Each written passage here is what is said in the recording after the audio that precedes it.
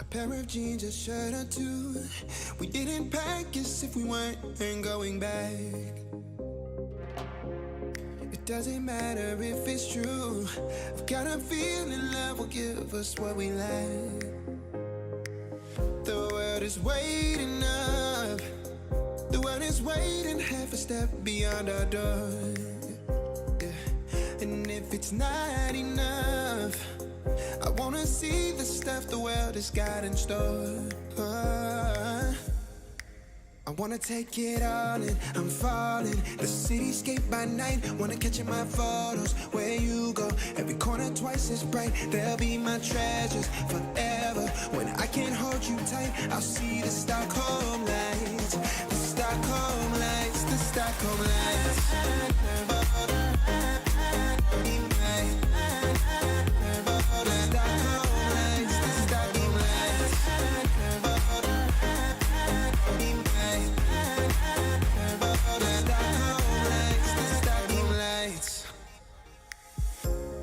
Tomorrow feels a year away, like the seconds, the beginning and the end. But if in time it's yesterday, your picture's gonna bring it home to me again. The world is waiting up. The world is waiting half a step beyond our door.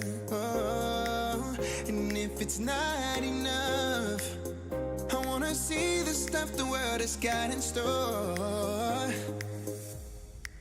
I wanna take it all in, I'm falling. The cityscape by night, wanna catch in my photos. Where you go, every corner twice as bright. They'll be my treasures forever. When I can't hold you tight, I'll see the Stockholm lights. The Stockholm lights, the Stockholm lights.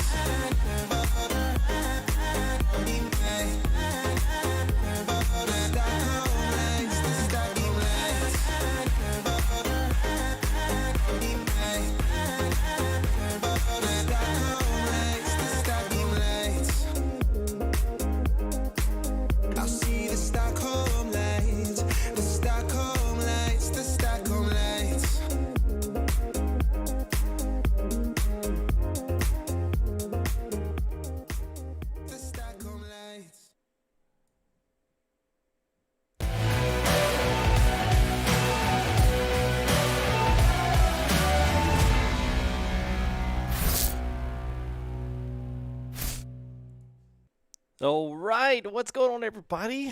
Hello, hello, hello. It's good to, oh my God, about took everything out. Oh my gosh, till I don't get out and do this very often. Anyway, so it's good, man. It's good to see everybody. I got chat in front of me, so you guys are going to get to see a little bit of our dash build. It's a little bit of I'll say I guess, yeah, I'm looking right here at you guys. Yeah, so it's a little bit different. We don't normally do this kind of stuff. So I figured I would kind of walk through at least some of the things I'm doing here. Follow along if you want to. Just hang out.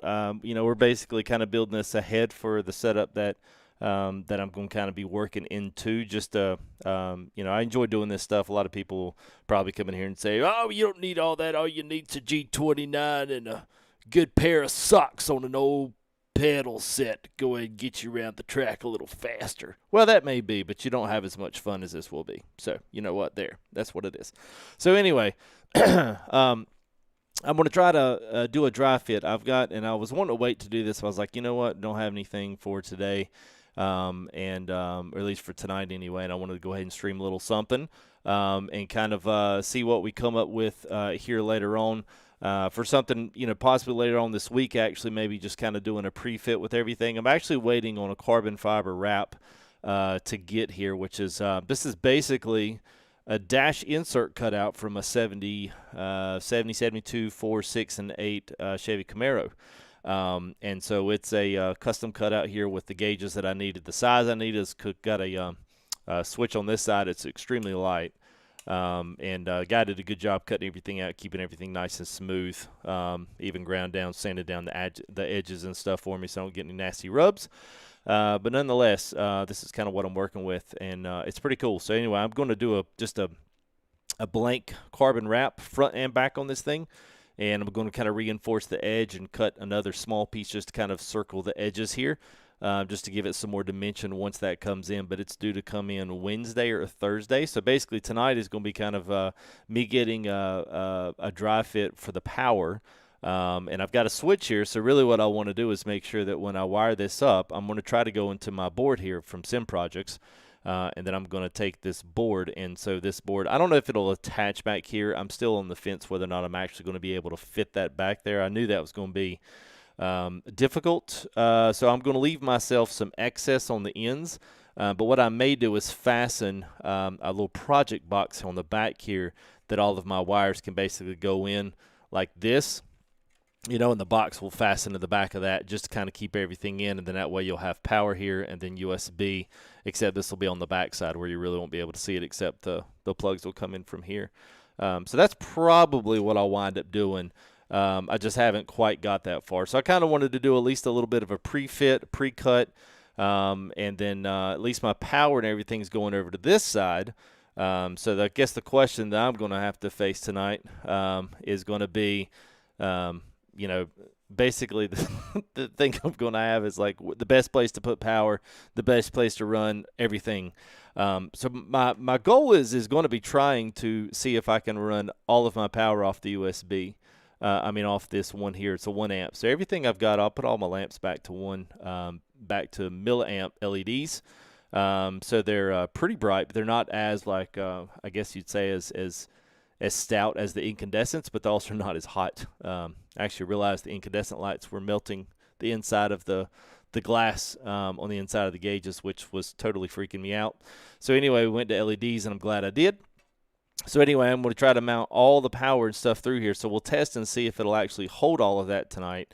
If it will, then I'm good. If not, then I'll separate it off, and I'll just have to run my power a little bit separate.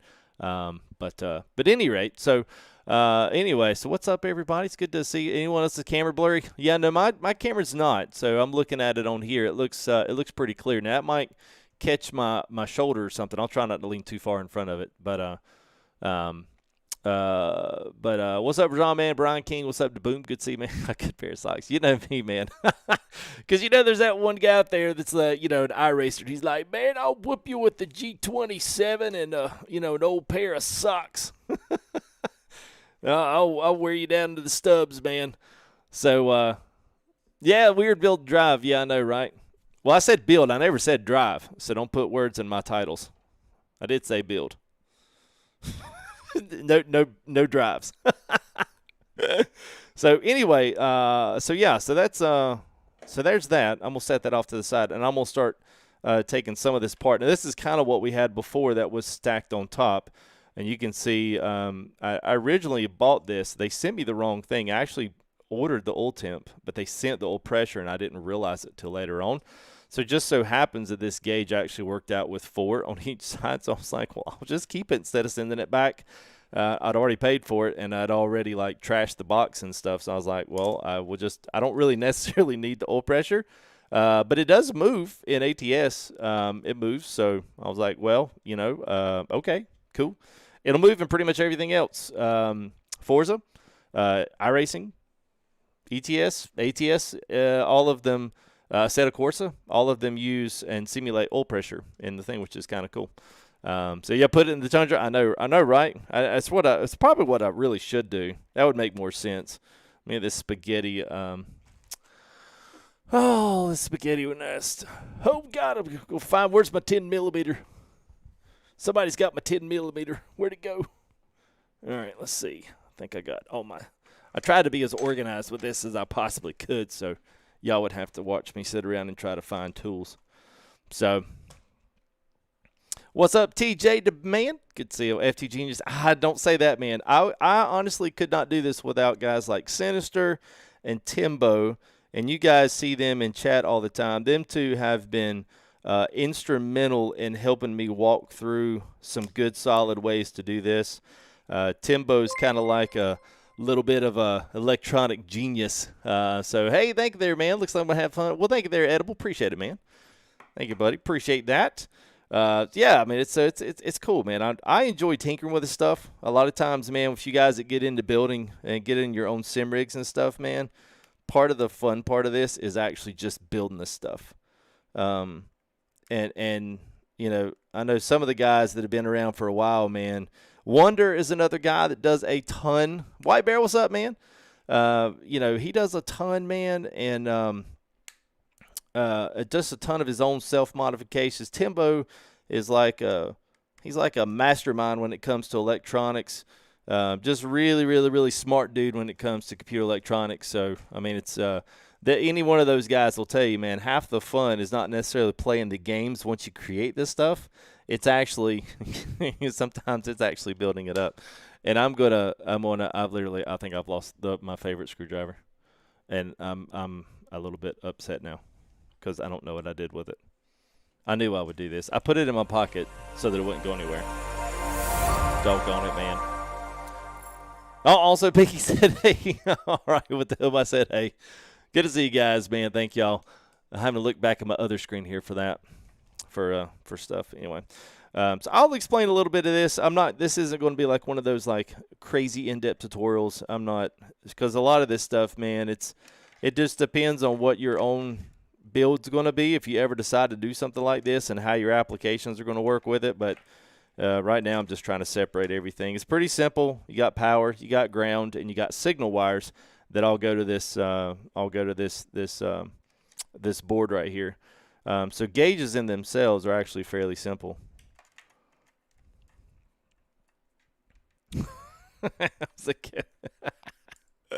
Yeah, always leave yourself. I know, man. I know it's several. That's why a bunch of people would understand. They would totally understand the 8mm and 10mm.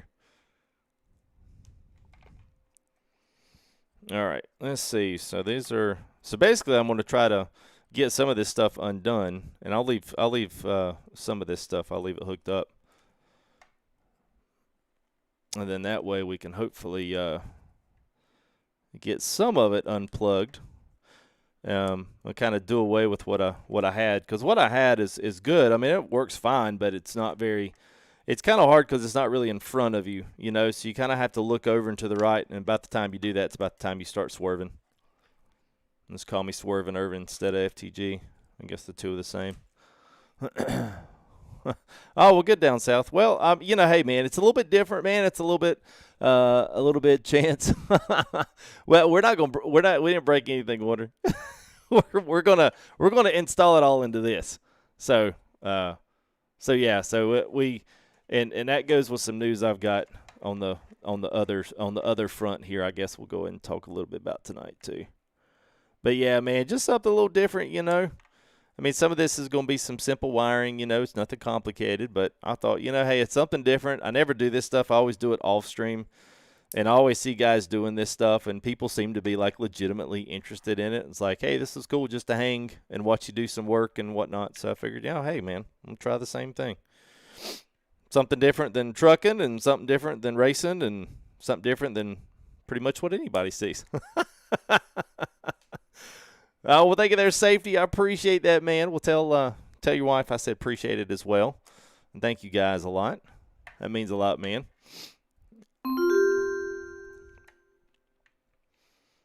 All right, let's see. Are you going to play? Are you playing when it's built? I don't know that I'll necessarily have. I don't know that I'll have. Yeah, no, I won't have it ready. I could probably do some testing on it just to make sure that stuff works.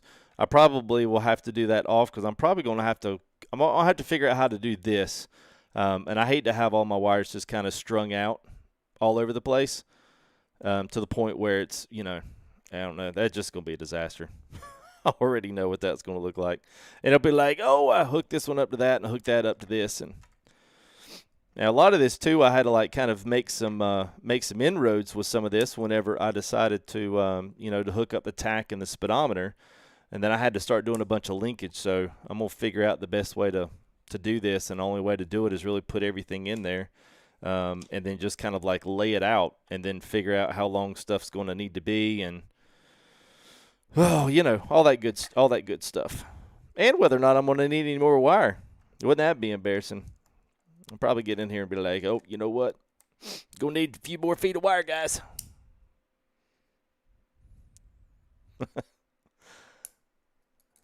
Yeah. Well, actually, it was actually a lot better put together than that big mic, but I just decided to go ahead and I pulled it all out, and just so it'd be easy for me to kind of undo it. So,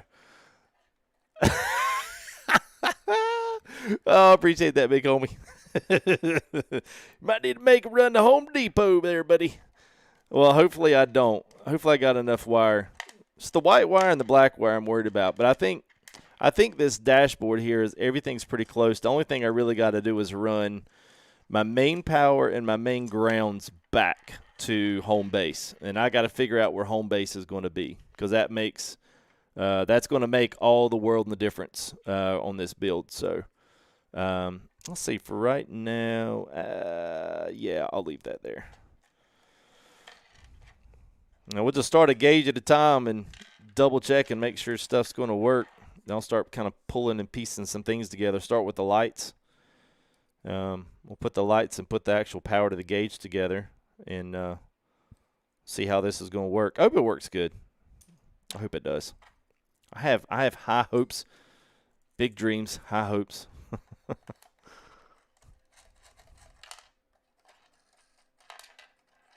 What's up, B9? Good to see you, man.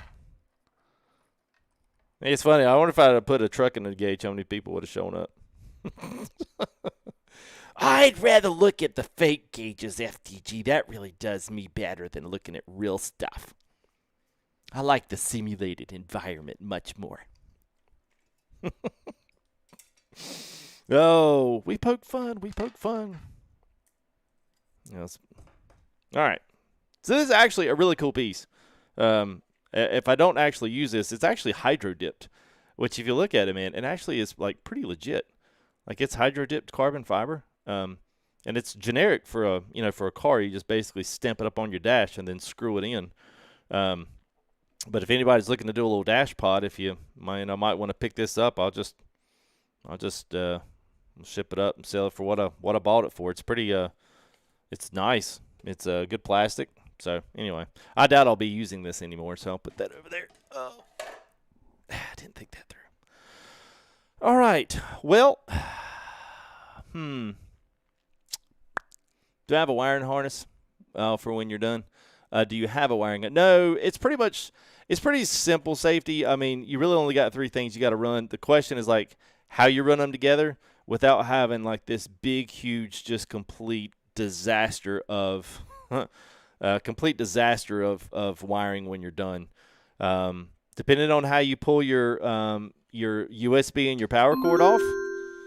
Yeah, so that'll be the biggest thing for me probably.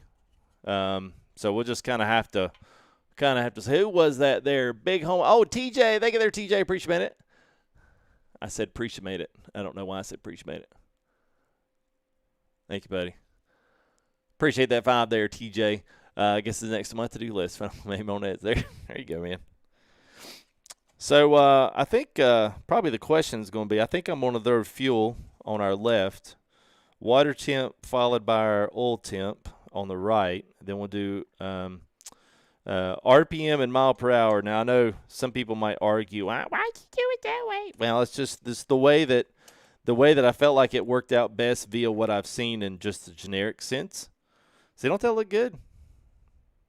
That's legit, man. Looking on that straight, man, it's going to be all lit up there, and you'll be able to see everything in close proximity to one another. That looks good already. All right, so I guess we'll do, what do y'all say, fuel on top over here or fuel on bottom? Don't in chat. Fuel on top left or bottom left? I say top left, but that's me. Yes, we have high hopes. Everybody's like, bottom, top, bottom. Top left, top left. Did I ever build you one? Well, you know, I now know what everything cost. I will say that.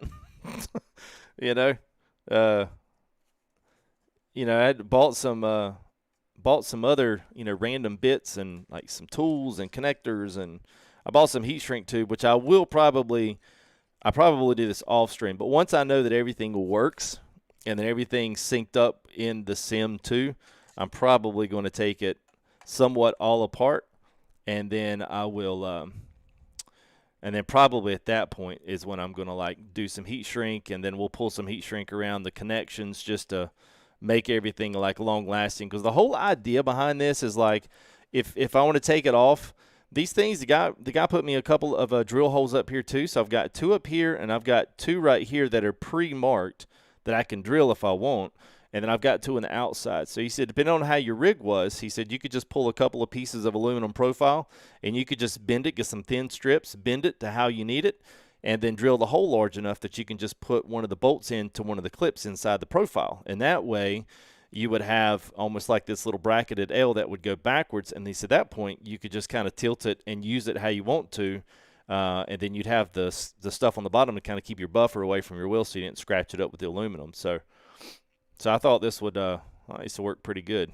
I don't know. We're going to give it a whirl. It probably won't. It'll probably be icy as I'll get out, but it'll work. I'm going to paint it my colors. Nah, Z, I'm going to actually do a black carbon fiber. It's a shiny 3D wrap. So it's a like a film. It's like a carbon film. And I'm going to put a layer of that and then double it around the edges, front and back. I thought about it. I've got red coming. I've got red and black. I just don't know that I'm going to use them. Be quite honest with you. The red's pretty bold, so I don't know. I'm generally not a bold guy, but especially when it comes to stuff like that. But that is my colors, red and black. So I said, you know what? I'll just figure what it is. Hey, Donna. Who was that? Thank you there, Tom. What's up, man? Appreciate it, buddy. FTG made your own Twin 6. Oh, nice. Yeah, we had a couple of guys, man, that were doing the same thing around here. Good deal, man. That's something we haven't taken that one on yet. I figured when we have twice as many viewers as we did last year, we'll put 2 sticks up. Oh, man. I hope so. They're down south. I mean, you know, I got black and silver. I didn't. So these are Autometers, and yeah, they're good gauges. And I'll tell you guys this too. I bought a gauge that was not like the best. It was just a kind of a knockoff RPM. You know, it's kind of like an import RPM gauge. It had a tack on it about 11,000. And I mean, it was fine, but the movement on it was really, really, really slow, and it was really jerky.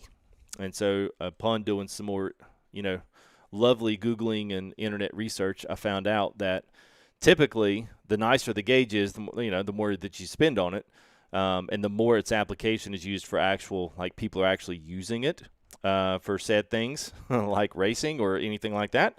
They said that you'll have much better,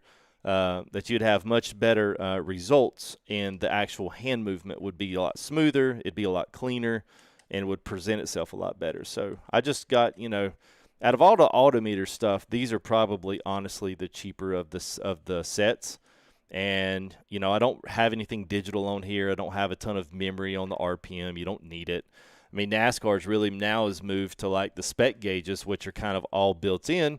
Nothing wrong with that. I just always had some buddies that had these types of gauges when I was growing up, and I found out that you could do this kind of stuff, and I was like, oh man, I was like, I got to do that just for time's sake and just for build's sake, just to have fun building something new in the rig, and having something to enjoy like this. I was like, it's so a lot of people probably ask me why I do this, and it's not really necessarily for the thought that this is going to bring down my lap times. All I do have to say, I finished second today and finished third today in 2 more races at Vegas. So I did halfway redeem myself from last night. So I get everything Autometer from, you can get it from Summit, from Jegs, from Autometer.com or net, whatever they are. Wiring you can get from, other stuff. Sim Projects is the board. They've got a lot of other stuff in there. And there's a few more different places that allow you to interface gauges, but you're just looking for like dash interface gauges is what you're looking for. So that's basically it right there. That's a pretty cool look there. Let's see if I can get in the camera far enough. And so being aluminum, I can actually relax this just a little bit. And this green is tape, by the way. I don't know if that makes it real clear. It is virtual enhancement. It is. I mean, and part of it, it's visual. It's a peripheral type deal, you know. It's kind of like triple monitors. A lot of people will say triple monitors don't actually help you look either which way, but they do give you some spatial awareness. Now, I will say this. I actually use the water temp a lot more at Daytona and the super speedways because I'm actually not necessarily where my view is in the cab. I couldn't see my water temp. And that's where the field of view felt best for me. So I wound up kind of changing that altogether and wound up doing it totally different than I really would have any other way. So.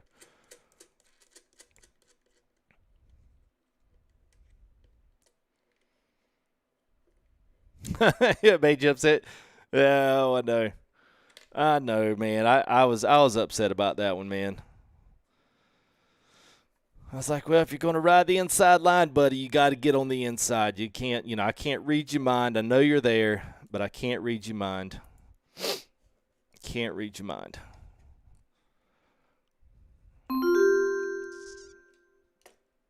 Hey, what's up, Zach? Good to see you, man. Fireman Dan, what's up, man? Yeah, we'll try to remember that. I don't want to use water as my electrical lubricant.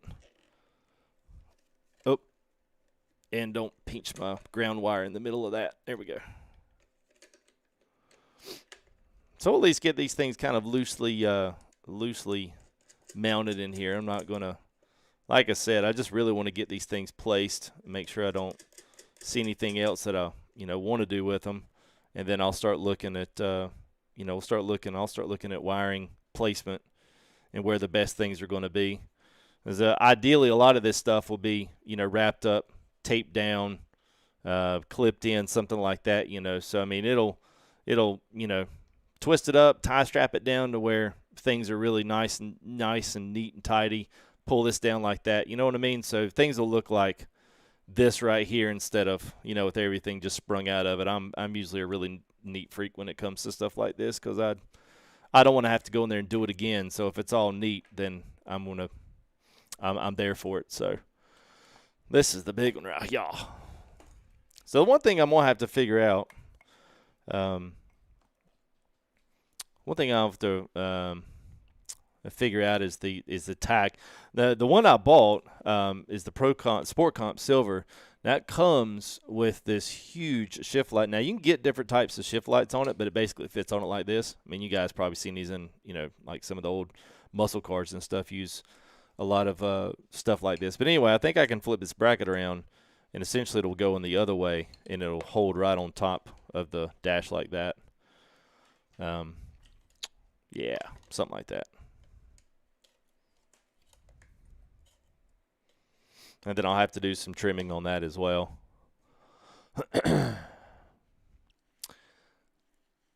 Jake Struggle, what's up, man? Good to see you in chat. Let me move my chat over a little bit so I can see all the messages there. Dashboard building this? Nah. It's just I'm piddling, man. I do enjoy this kind of stuff. I enjoy the woodworking side of it a little bit more, but getting into this rig buying and looking at some of these different options and stuff that are out there that are becoming more and readily available for, us simmers in whatever field is your whichever field is your your strong one. I enjoy doing this stuff. And like I was telling the group, it's not going to necessarily help my lap times. I'm not going to all of a sudden be so much faster than anyone else because I can actually see my RPMs. It's just a visual thing that, like, it looks cool. I enjoy piddling and building on it. It's, it's no different than a shifter. I don't need the shifter to make the truck go. I can ride an automatic if I want to and still get to the same place and probably use less fuel, but nobody wants to see that, Yeah, we see a shifter there, FTG. What you running there, buddy? You running a 13 on the floor, an 18 on the floor, running an 8. So, yeah, you know what I mean. Well, at least it's all been working at some point. At least in iRacing, I use most of it except for the speedometer. The speedometer is weird. I had a... I did the unthinkable. I mean, obviously NASCAR doesn't have a speedometer, but I bought it to 160. instead of doing like the 221. I just felt like the 221 was too much, you know, because like for trucking, I wanted it to go to basically 80, you know, because that was our Trucksbooks, you know, limit. So I was like, wow, I'll just do it like this. That'll be perfect. And yeah. So that's why I got it. So at 160, you know, you peg out on that pretty quick when you're doing NASCAR. It goes pretty quick. Like, whoop, we're done. So Mike, how I'm gonna attach it? So you just missed that. I was just talking about that. So basically what I'm gonna do, the guy pre-drilled me 2 holes here. And actually just an 1/8 inch screw. He said you could basically do it anywhere you wanted to. It was there. Big Griff, thank you there for 5. Cool to see the effort goes into building Simrig. Oh, well, thanks, man. Good luck with it. Well, thank you there, Big Griff. Appreciate that, buddy. So basically, I got a couple of holes that I've got here already pre-drilled. And so my 8020 profile wheel is going to basically have like a small metal strip. And it'll probably be like an 1/8 inch thick. And he told me what to get, and I'm going to bend it to where I can mount it here, and then I can literally drill a hole in it and then attach it to the clips in the 8020, you know, the bolts that go in the channels. And that way I can hold it up, I can adjust it, you know, and I can basically kind of custom fit it to what it's going to need to be. So I thought, you know, for what it is, I mean, it is a challenge because it's a dash insert from a real car, but you don't have any of the other dash stuff to have to, like, contend with. You know what I'm saying? I'll tell you what, I want to see if I can move chat up a little bit here. Make this words a little bit bigger. I don't think I'm going to be able to. Oh. Yeah, it does not like me doing that. Blinker fluid. On the realistic cinema. Yeah, man.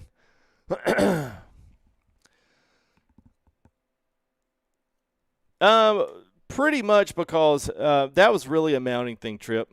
I know generally RPM would necessarily go there, but where this is going to be and for viewpoint, I thought it would be better here because what I'm going to do is I'm going to put the shift light in the middle. And I'm already used to seeing this on the right side. I mean, sorry, the light on the left. And that's the way this was already kind of pre-done. He did this hole for me and then these two, so it was already at least for a dash mount on this side. But I didn't have another dash mount on this one, so I had to pick which one I want. So I just kind of was like, I split it because in a lot of truck gauges that I see actually puts the speedometer, I mean the RPM over here, and then vice versa, they'll flip it over. I mean, it depends. The year models, makes and models have it different places. So I was like, well, at this point, it's just whatever feels comfortable to me, and that's what felt comfortable to me. Because basically the light is going to sit right there. And it's going to fasten up under. And so I'll either put it there or I'm just going to notch me a small notch and then slide it in right there. So I hadn't completely made up my mind on that yet. But that's pretty easy, man. It's just a quick connect there. So.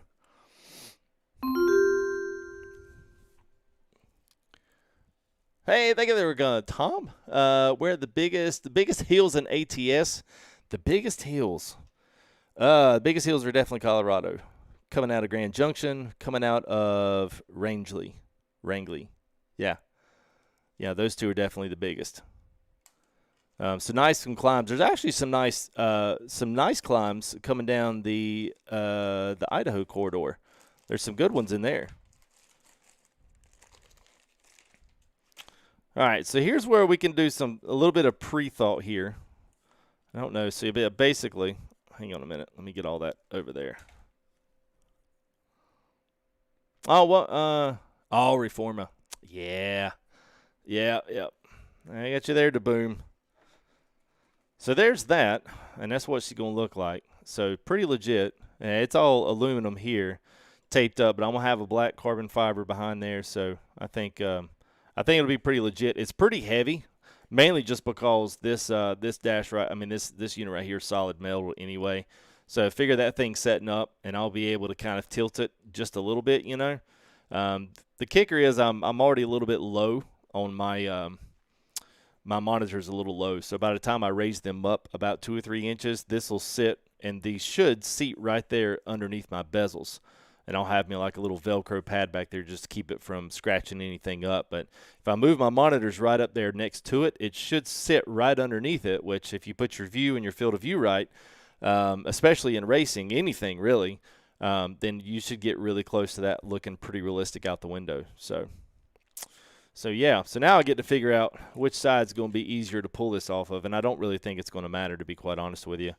I'm going to have to pull all of the signal wire over to one side or the other, because here's one of my switches, and here's another one here. And the idea, let's see, where is my, I'll show you what it's going to, let's see, is this it? Yeah. So the idea is that when you get in the rig, all of these gauges have backlight in them. And so I can do this either two ways. I can mount the board, you know, somewhere over in this vicinity in a box, or even just, you know, can attach the box off to the corner like this if I needed to. Have the USB and the power cord, but the power cord will basically go through this switch. So whenever I wanted to turn the dash on, I flip the switch, and then all of the lights will come on, and then this will let me know that it's on, and when I want to turn it off, obviously it would cut everything off. So that's kind of the idea I'm going for. Kind of like an on-off switch, but it'll be independent of everything else, and that way I won't have to necessarily deal with it. Because I even though that most of this stuff is pretty low amps, I just don't really want, I don't really want a lot of this. I really don't want a lot. It's really tough to get in. I should have really got a wrench for this. Would have made this a whole heck of a lot easier. It's probably a 10 millimeter that I don't have.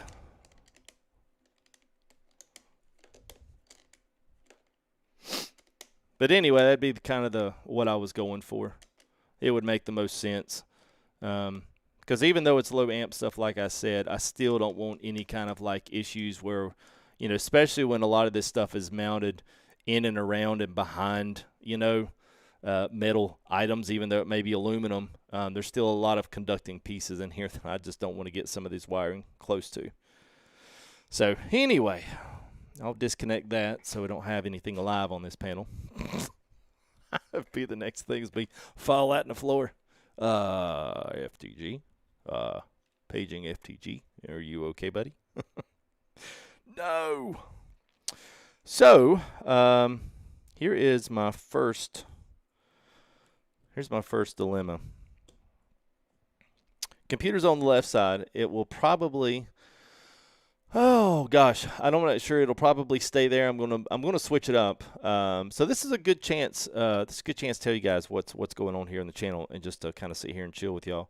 I will make a bigger announcement about this next week, but the reason why that I'm kind of doing some prep work to this is because I just found out last week that I have been accepted for a partner, an ambassadorship, and a sponsorship from Track Racer, which is why you'll see Track Racer at the top of our thing now. So they are actually sponsoring me with a 160/40 rig that will be here at the house sometime whenever shipping and the warehousing clears up in Texas after their cold snap.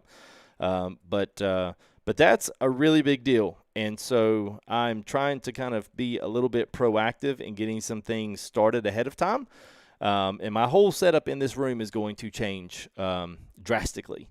And so that's going to be probably one of my reasons why I'm trying to figure out why this is, why I'm going to do it the way I'm going to do it, because I'm probably going to switch the computer to the other side and move my rig down the wall some where it's not pointed up in the corner. So at any rate, that's why I'm putting so much thought into this. So thank you there to Boom. I appreciate it, man. Yeah, I just took a stab, you know. I took a stab and went out and, you know, told them that I've been looking at these rigs for a really long time, and I really liked what they had, and I liked what they had to offer. So I said, let's just take a stab at it, and let's see what happens. So thank you there, Rebel. Appreciate it, man. So that's kind of some of the big they give me a vehicle, not a rig, a sim rig, not an actual vehicle.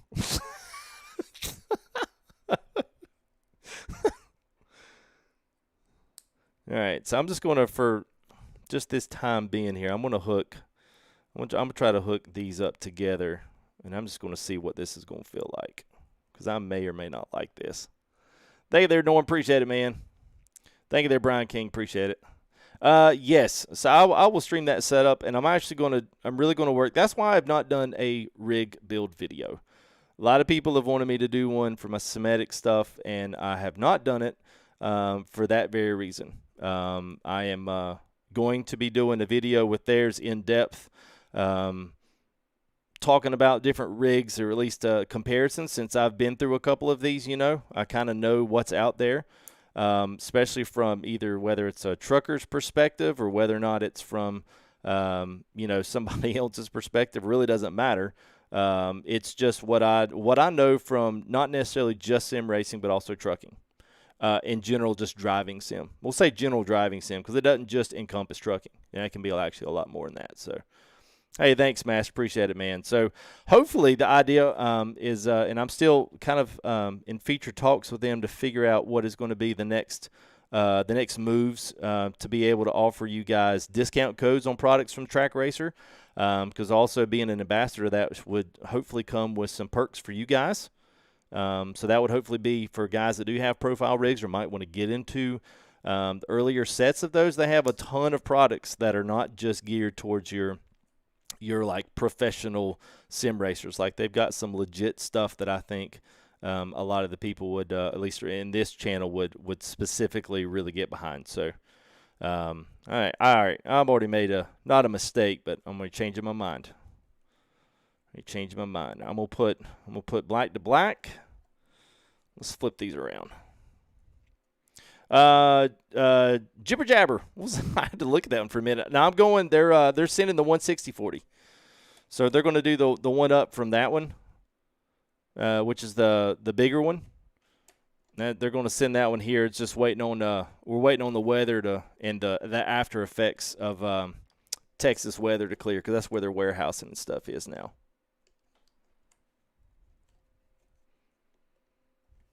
All right, Drakes. Yeah, man. Absolutely, man. Take care, buddy. All right, so I'm going to hook these up one by one. So I've got these cool clips. You guys will see these clips here that I'm working with. That's some cool clips here that Sinister guy here in chat gave us. And so we're going to utilize these things because I actually like these a lot. So I'm gonna leave these smaller, actual gauge power grounds. I'm gonna leave them the same, and then we'll see if we can join the light wires and then these all at the same point. I think that's probably gonna be my better option. That way I can pull these off, tape them up here. Same way with these, I can pull these off and do that with them. Just trying not to get these things all crossed up. There's a lot of wires. You don't think there's that many until you start looking at them. You're like, good Lord, there's a lot of stuff in here. Plus, some of this stuff will need to be cut to length and now that kind of thing. So, it's actually already sold. So I told some buddies about it, and it immediately was like, I want your one. And I was like, oh, okay. So it's already gone. I generally speaking don't work that way, but it was automatic. So I was like, all right.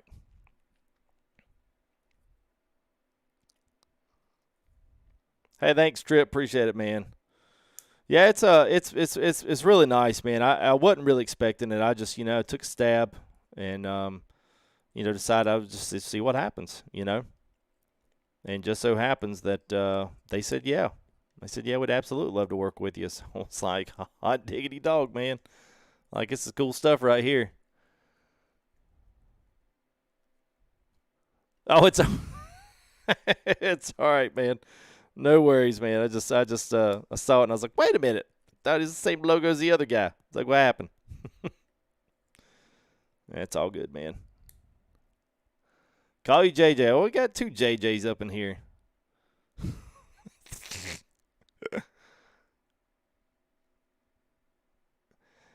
Yeah, I know, Dune. I know there's still some guys, man. There's still some water issues down there. I mean, I know they've about got most of the stuff squared away, but I know most of it now is power's good. A lot of it was water supply with some of the people. They can't open up their businesses and warehouses and stuff if they're still having some power issues. All right, so let me put a few more of these connectors on this, and let's see if we can at least – I've got enough here I can at least wrap up the I can at least kind of run the power over it, and we'll see if all the power goes right. Because my hope is that I'll be able to run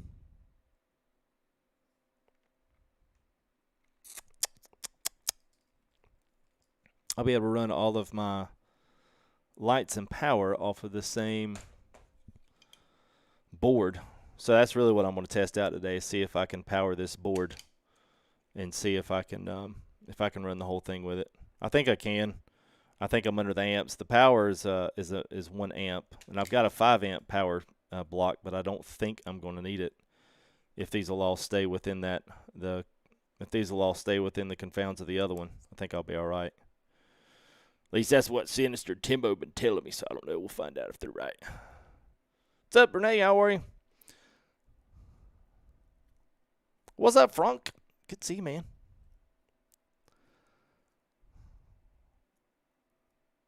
Yeah, it's a little something different, man. A little something different than what we normally do.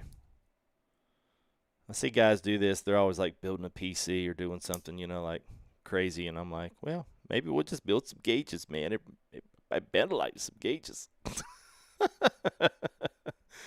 Green Carlo, what is that, Leola? Caballero, what's up, man? Que pasa, amiga? Amigo, not amiga. Oh, my gosh. Well, I would have opened it up, but, man, that thing, it went slicky fast. It was like, shoo, it was gone. I was like, wow.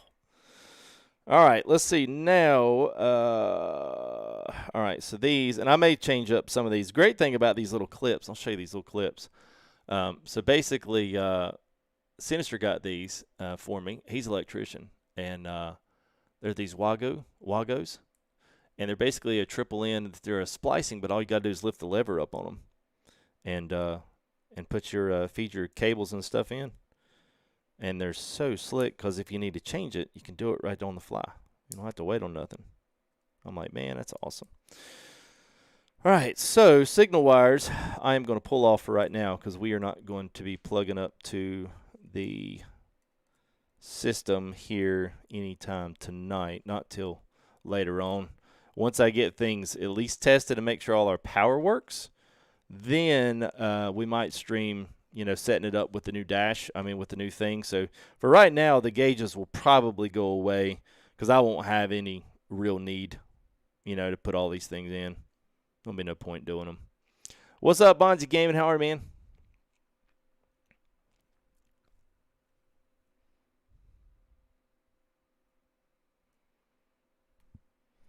All right, just doing some wiring cleanup here. What's up, Nathan? So the game's basically, Nathan, anything that drives, and I say that facetiously, but it works on about everything. iRacing, ATS, ETS, Forza, actually most of all of the Forzas, including Horizon, Forza 7. I'm sure it will be compatible with 8. The new stuff coming out is compatible with stuff like R Factor, Assetto Corsa, the Competition, that one it's also compatible with. So basically all of the racing games that are like, you know, that are worth anything, that are the have-haves. Obviously, we're mainly using this for ATS, ETS, and iRacing. And essentially, the gauge will just be fun at that point to have. Because you know, some of these guys build a rig just for one thing. And, obviously, it'll have a race flair to it. I would love to pick up and do a little bit more racing than we actually do here on the channel. But I think that's actually going to work. And then if I take, hang on, I'm thinking out loud here. And if I take these blacks, roll these together, I could shove them in here, and then I could link out from this one over to the main ground.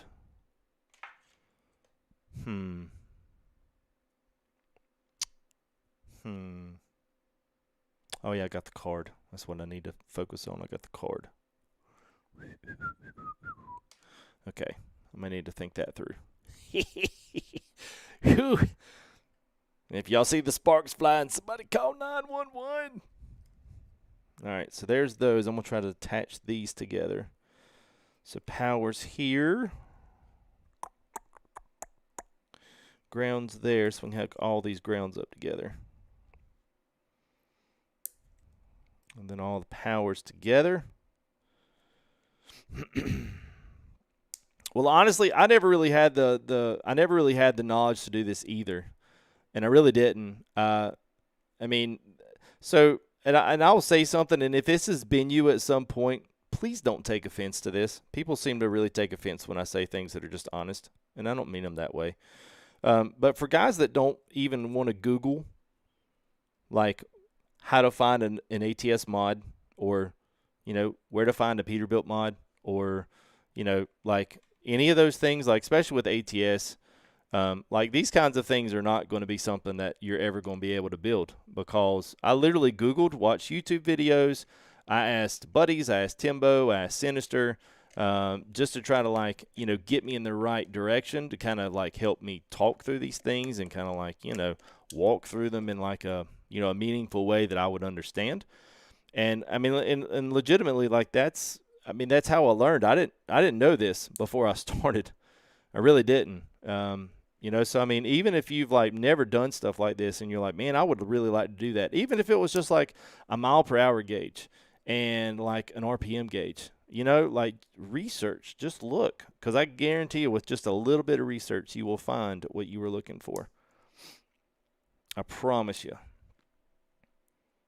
Because it really isn't that hard. It's probably harder in a real car than it is this,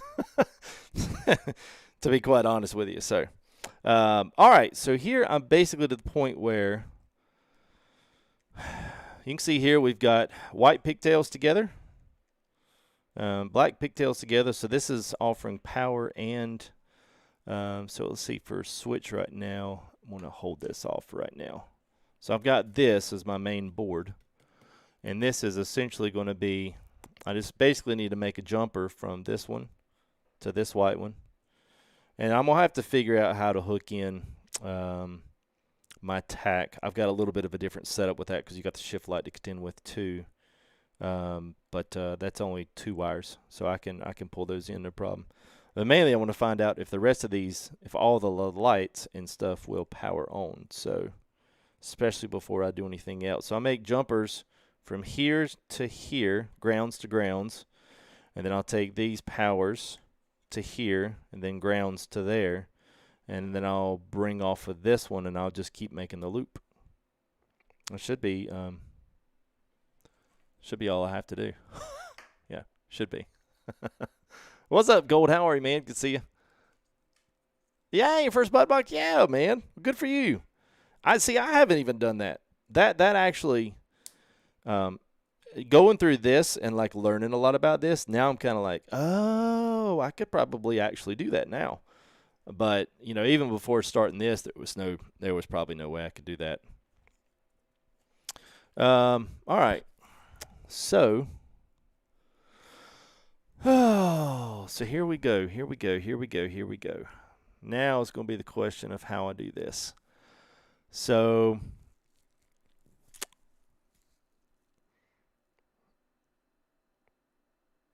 I think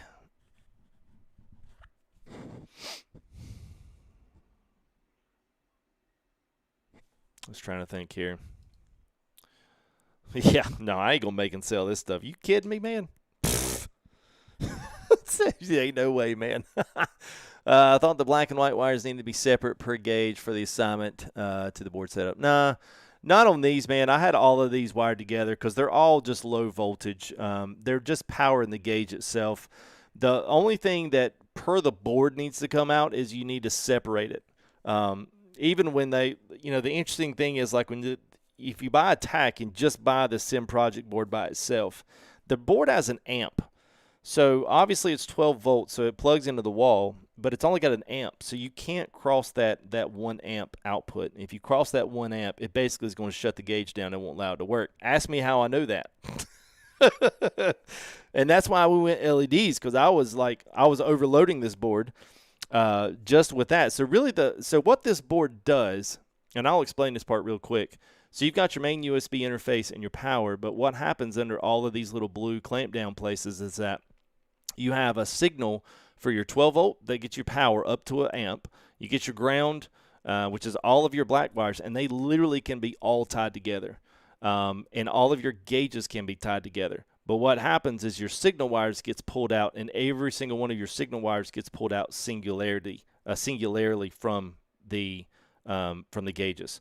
So the way I had it before set up was basically all the white gauges pulled out, all of the black wires came out, lighting and everything just all went one way. And it was super easy because at that point, you're literally just giving the boards on the actual lights themselves, which are already pre-regulated. You're just giving them power and giving them juice. You just can't go on this board and go past an amp. That's kind of the key. And it took me a while to figure out, okay, I felt like Apollo 13. I feel like Apollo 13, when they're trying to figure out how to get their carbon, per molecule or per million, parts per million down to a certain, in that movie.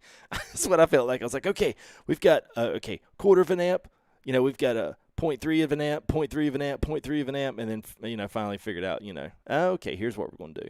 And it may be that I just wire the lights separately, that I still may do that. But the good thing is these little connectors will allow me to do it really quick. So let's, I got a couple of jumpers over here. I've got some white wires. I know we've got some red ones, some black ones. So I'm just going to kind of make some jumpers to get me from point A to point B. And then we'll plug it up to the board and we'll see if this stuff works. And I think I'm going to have to pull the board off to the right side because I think my computer is probably going to go switch places so that I don't have so many extensions going everywhere.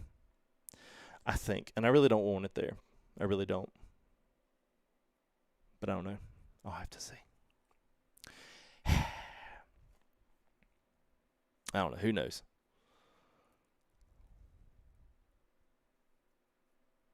Add wire to my resume. Hey, what's up, Daniel? Yeah, it'll go good, I guess.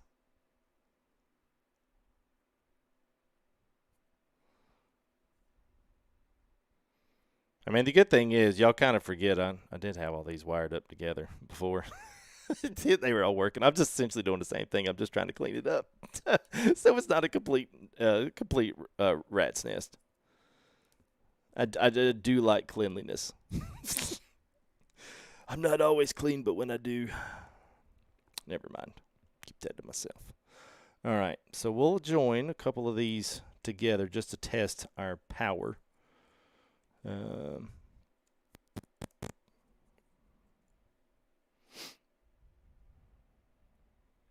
What's up, Jake Cap? Good to see you, man. No, actually, Devin, this is really, like, generally speaking, I have a very clean setup. Actually, I am going to switch these two with this one. Yeah, I really try to do my best to keep it clean. I mean, at some point, like, it's lived in, it's streamed in, like, it gets dirty. And every couple of weeks I have to get in there and, like, really clean stuff up. I can't take it. And I'm not the cleanest guy in the world. I'm that's just not my thing all the time. I actually learned it from MacGyver. One of the time he spit on a paper clip and set off a bomb. That's how I like to roll, MacGyver style. Wonder what happens if I rub this towel on my head really heavy and then touch a balloon. Kaboom. All right. Okay. Here we go. Need a little more here. We'll set it up. I'm going to try to Android. I don't know. Depending on what happens with my when my other rig gets here, depending on what happens, I'll have to just kind of like figure that one out.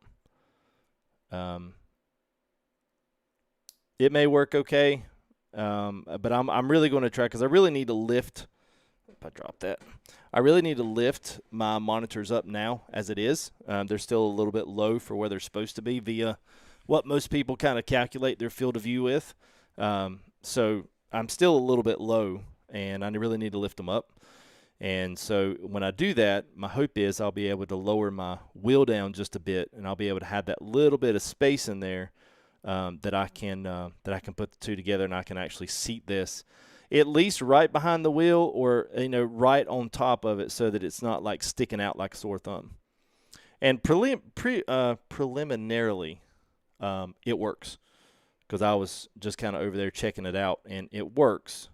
So, yeah. We'll see. All right, so move those two over here, and we'll connect these two. That wire's going to be a little bit long, but basically want to see if the light itself will power all of these gauges off the board. I'm pretty sure I'm well within my amp limits.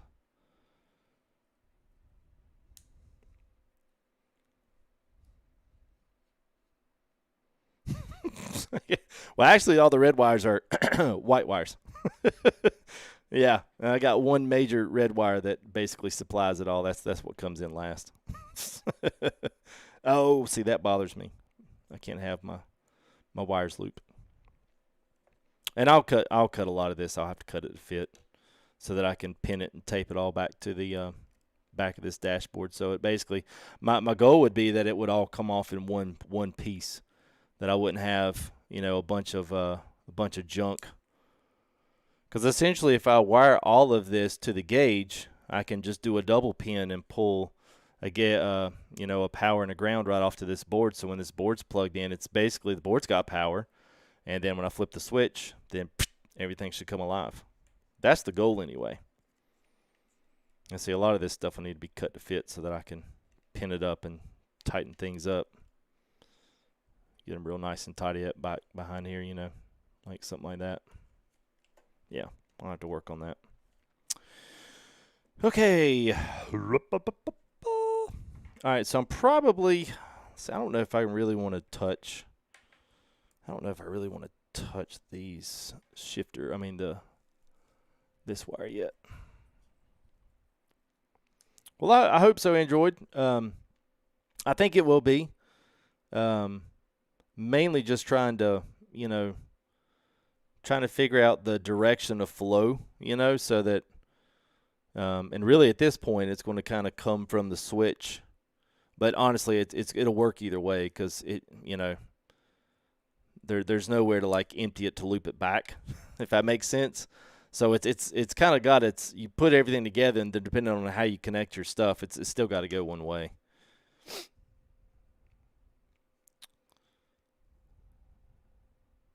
Because these are probably the only challenging ones. Is going to be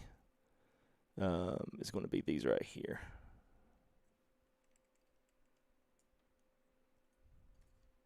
So all these can pull out the same one. So yeah, hopefully Siri wasn't listening to that. Should probably come on my phone now. What did you say? Nothing. Nothing. It was Timbo's fault. He did it.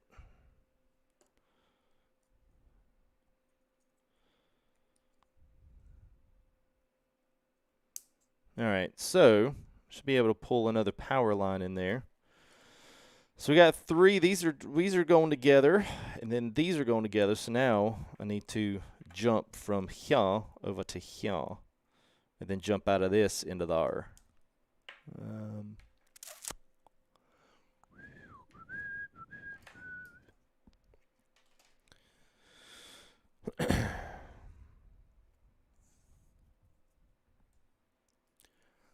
Let's see. I guess I'll go ahead and cut.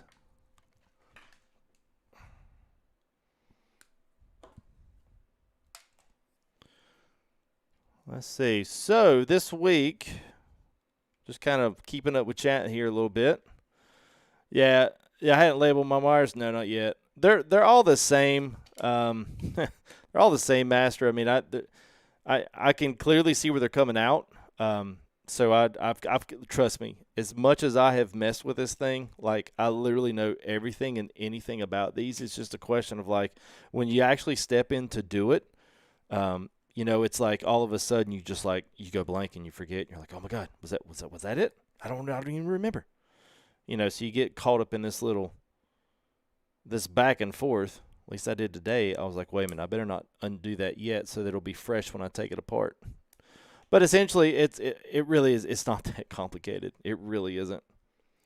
You're essentially just pulling all your powers together, all your grounds together, and just running them and jumping them right down the line. I mean, really, in a real dash like this, when they do because I watched a couple of videos and stuff, and a lot of guys, if you ever look at the back of a dash of a real, like of a real car that has the digital wraps behind them, like and stuff like this, like the same exact way, they just piggytail. Like go look at a back of a truck gauge dash, a truck dash, like a Peterbilt or Kenworth. Go look at the back of them. They look the exact same way. Everything's just pigtailed to one or the other, and it just jumps down the line, and the only thing that gets separated off is your ignitions and your signal wires that actually carry the data to whatever digital gauge it's going to. I mean, it's pretty, you know, I mean, it's pretty interesting. You kind of think that a lot of this stuff is so much more complicated, you know, than it actually really is. All right, so that would be my last ground. All right, so what I am going to do, yes. All right, I'm going to bring that right here. And then I'll have one more to catch this one. Should be. So there's that one. And then I'll pull one to there. Yeah, all right. All right, so far I think this will work. It's going to be a little crazy just because I'm really just trying to get the main gist of it. Yeah, Black. Yeah, man. This these things are awesome, dude. I mean, you can get anything on. I can't believe you can't get cars on Amazon yet. That's what I can't believe. Why can you not get cars yet? You can get everything else. You can probably buy all the parts to make a car.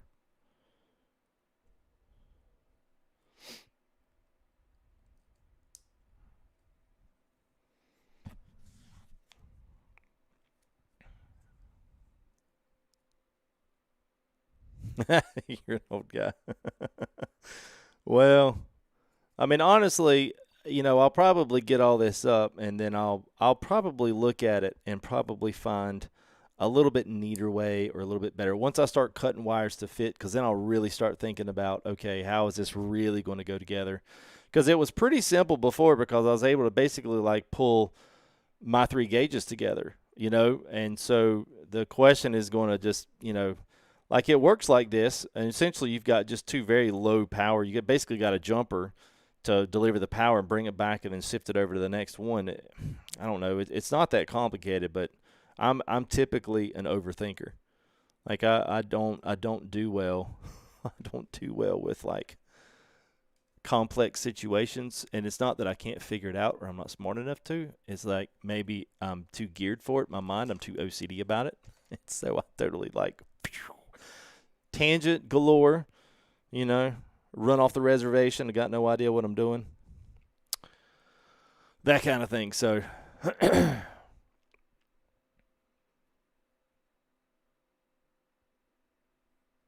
hey, what's up, no one you know? Yeah, man. That's right, man.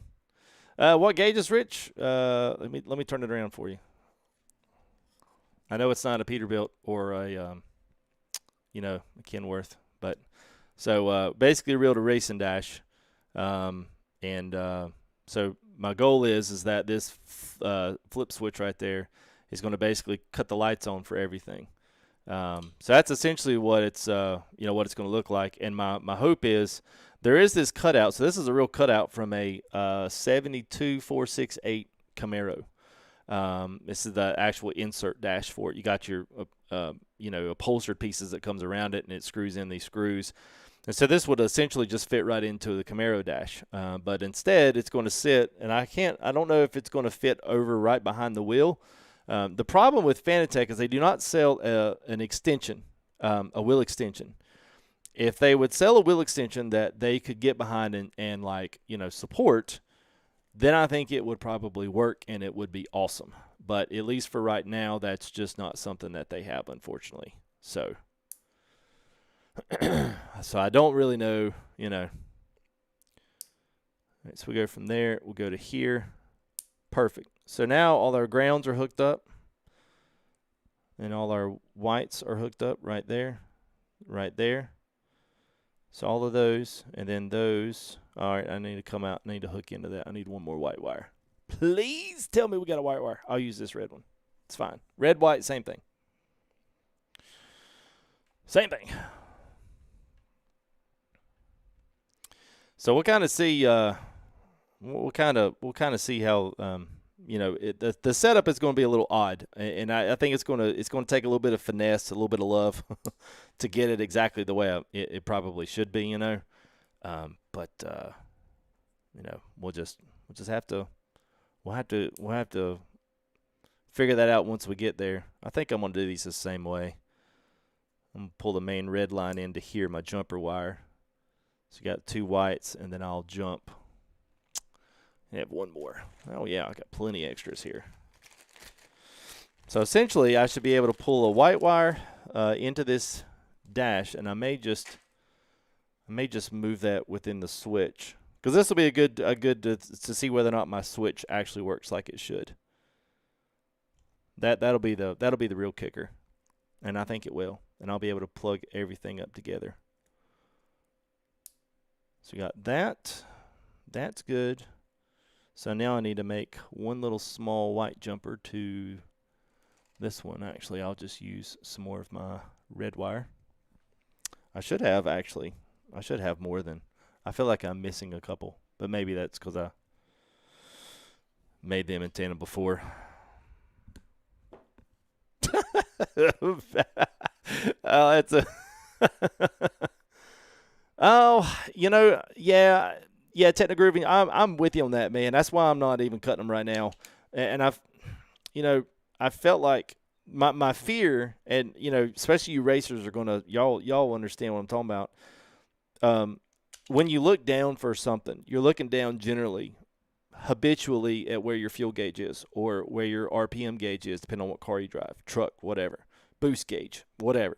And so when you do something simulation-wise, you carry the same habitual tendencies to looking at a dash that you do. If you really want to be a serious racer, then you be serious about it. You know what I'm saying? So I think for me that's my one that's my not my one fear. That's my one I guess my worry is that it's not going to be, that I'm going to be looking over here for a fuel gauge that's going to be right here. You know what I mean? Instead of like looking at a water temp when I'm actually looking at oil temp, and like retraining your brain to look at something a different way. So, and that's why I was like, well, if I can zip tie and if I can pin things up and kind of like curl them up, in a really nice, neat way, that's what I'll do first, just to make sure everything's good. And then basically I'll take these things and I'll start cutting to size to fit. Because really at that point, I don't really know what else I could do. Dave Dub, what's up, man? Good to see you, bud. Hey, Freightliner, thanks, man. If you guys got questions, I see Chronics. So I'm using the Sim Projects. Has got a bunch of boards for different applications, depending on what you would want to do. So some of it might just be going to the website and just looking through what they have. And depending on what you might want to be doing, that might kind of help narrow your field down. So, gosh, I'm almost thinking. See, this one went, for whatever reason, went much better than this one is. I guess that's because I've got 2 thick wires and I don't have the smaller one. All right, because I've basically got to jump 2 out here. So got one there. And then one here.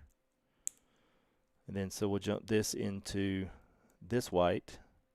And then we'll jump one more little small red one out to this switch, which will be where we're going to get our power from. So, yeah, so essentially what I'll have is a controller over here. I'll have a plug-in. Yeah, so I'll have to get one more. Okay. All right. Yeah, this is... And some of these too, I might pull some of these connectors out, especially like for some of these power runs. I might pull these out and actually do like a heat shrink tube over like an actual soldering. I got these really cool. I don't know if I have them out here or not. Guys that like to do electrical stuff on here. I found these really cool ones. Let's see.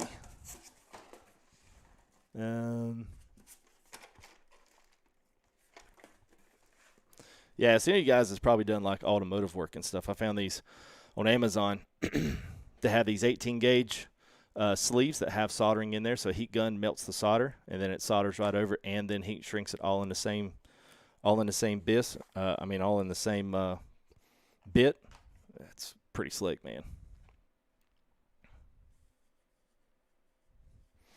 Well, you know what? Unfortunately, I think when guys come in there to spam it like you, Logan, you're just hoping that someone will assume that you're important, which you're not. So that's a shame. That's a shame. But there's always got to be one. There's always got to be one.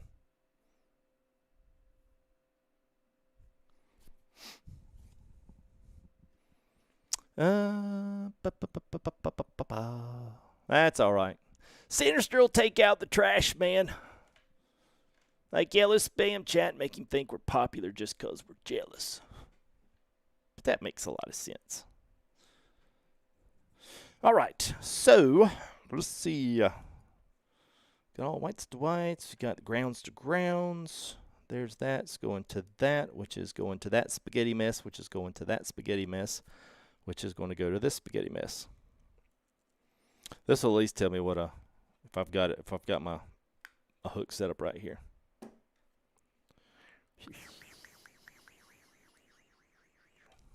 Let's see. Oh, nice, Devin. Consider getting a PC? Well, yeah, man. That's a pretty big step. Let me swap out chat here so that way I can. There we go. There we go. Hey, what's up, Brian? The electrician. Don't look. Don't look. Don't look.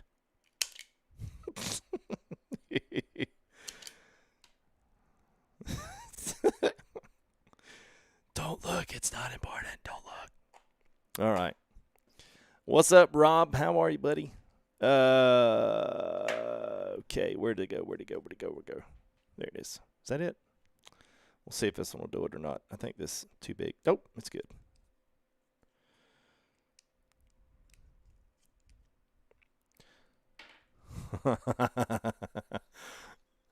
Oh, thanks, man. Appreciate it, bud. It's good to see you, man. I know it seems like, everybody has been, like, insanely busy over the past. I know my busy season has picked up, man. Seems like everybody else's, man, right here at springtime, too. Which is good, man. It's good for everybody to get a little break, man. We're in the middle of versions now, which it stinks, but it's still, like, you know, it is what it is. You know what I'm saying? It is what it is. All right, so I should.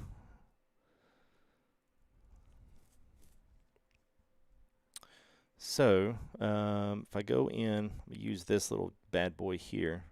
I'll just do this for a quick. I'll probably solder this. All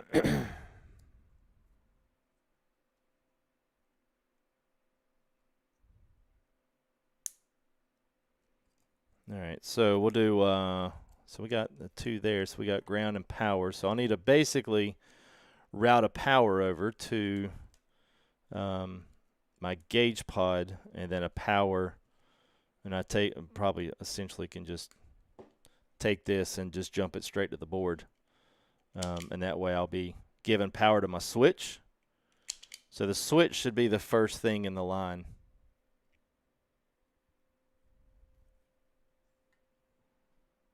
Actually, you know what? No, that won't even work that way. It'll be totally different. I'll have to pull the switch into the power switch, which will be interesting. That will be really interesting. So basically, with the way I had it, it's going to have to work. All right, hang on just a minute here. Let me think this one out.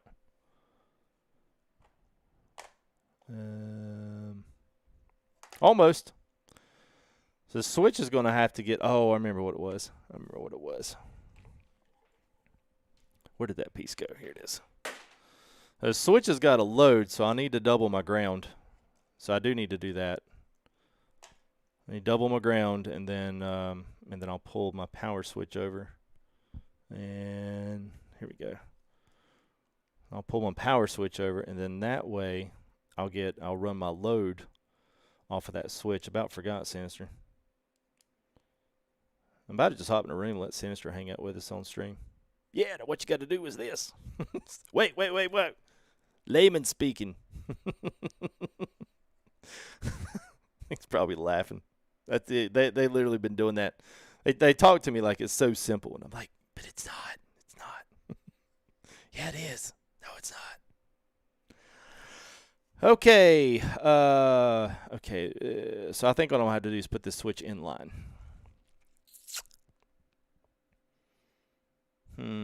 I don't know that the switch is necessarily going to be my best friend for right now. I'll have to cut. Yeah, it's going to be weird, Sinister.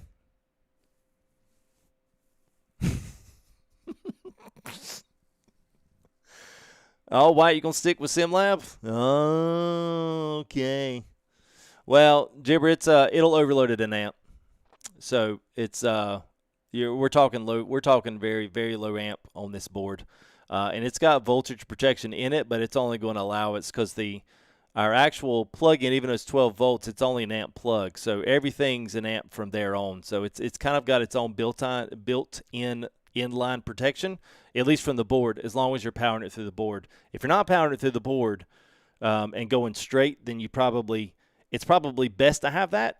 Unless you're going to basically be there to, to babysit it and then unplug it when you're done with it. Because I wouldn't leave it plugged up, you know what I'm saying?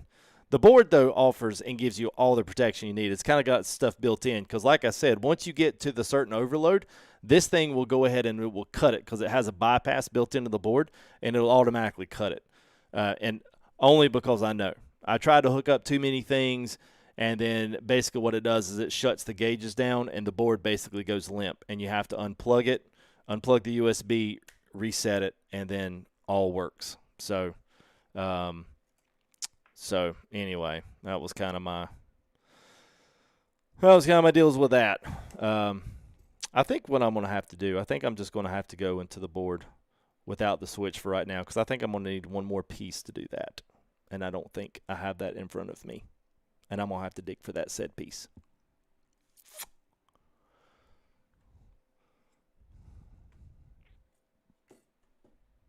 Well, I thought I was going to. Hang on a minute. I might have it here. Hang on.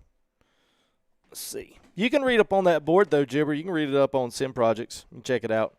It's pretty legit, man, for what it is. I was actually kind of surprised, and they've got some nice relays that you can do it and accessorize with it, that you can use it to basically cut on when the actual car and engines and all that kind of stuff when it starts up in game, so when it fires up, the rest of it comes alive, which is kind of cool. I just didn't want to have to go through that. Let's see. So board goes in power that way, so I'll have to do. Yeah, see, I'm going to have to do something else on that. I'm going to have to do a full inline on that. I don't know. I'm not going to mess with that right now. Let's just use the board because the same will be it'll either work or it won't. I know the switch works. That's all I need.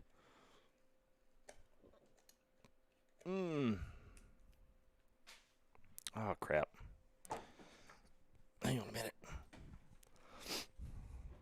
Because basically after this, the only really thing you got to do is pull your signal wires across.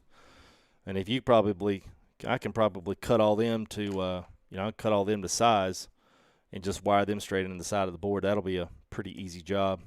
I think this is just the more complicated parts, figuring out this stuff. So let me grab my jumpers here. And I've got a black one up here somewhere. Where's it at? There it is. So I'll pull this one across, and then we'll at least be able to test power on the board and see if we're above it. If we are, then what I'll do is I'll just jump the lights together, and I'll power them separately. And I've got an inline fuse. I've got an inline fuse connector for that.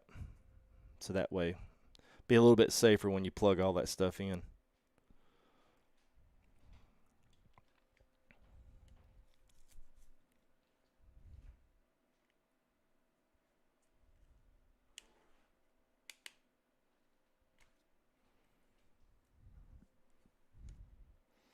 All right, so we'll do that. We'll put our ground in here to our board. We got power there, so when I plug it up power there, we should get power across this whole thing. It's either that or the house gets on fire.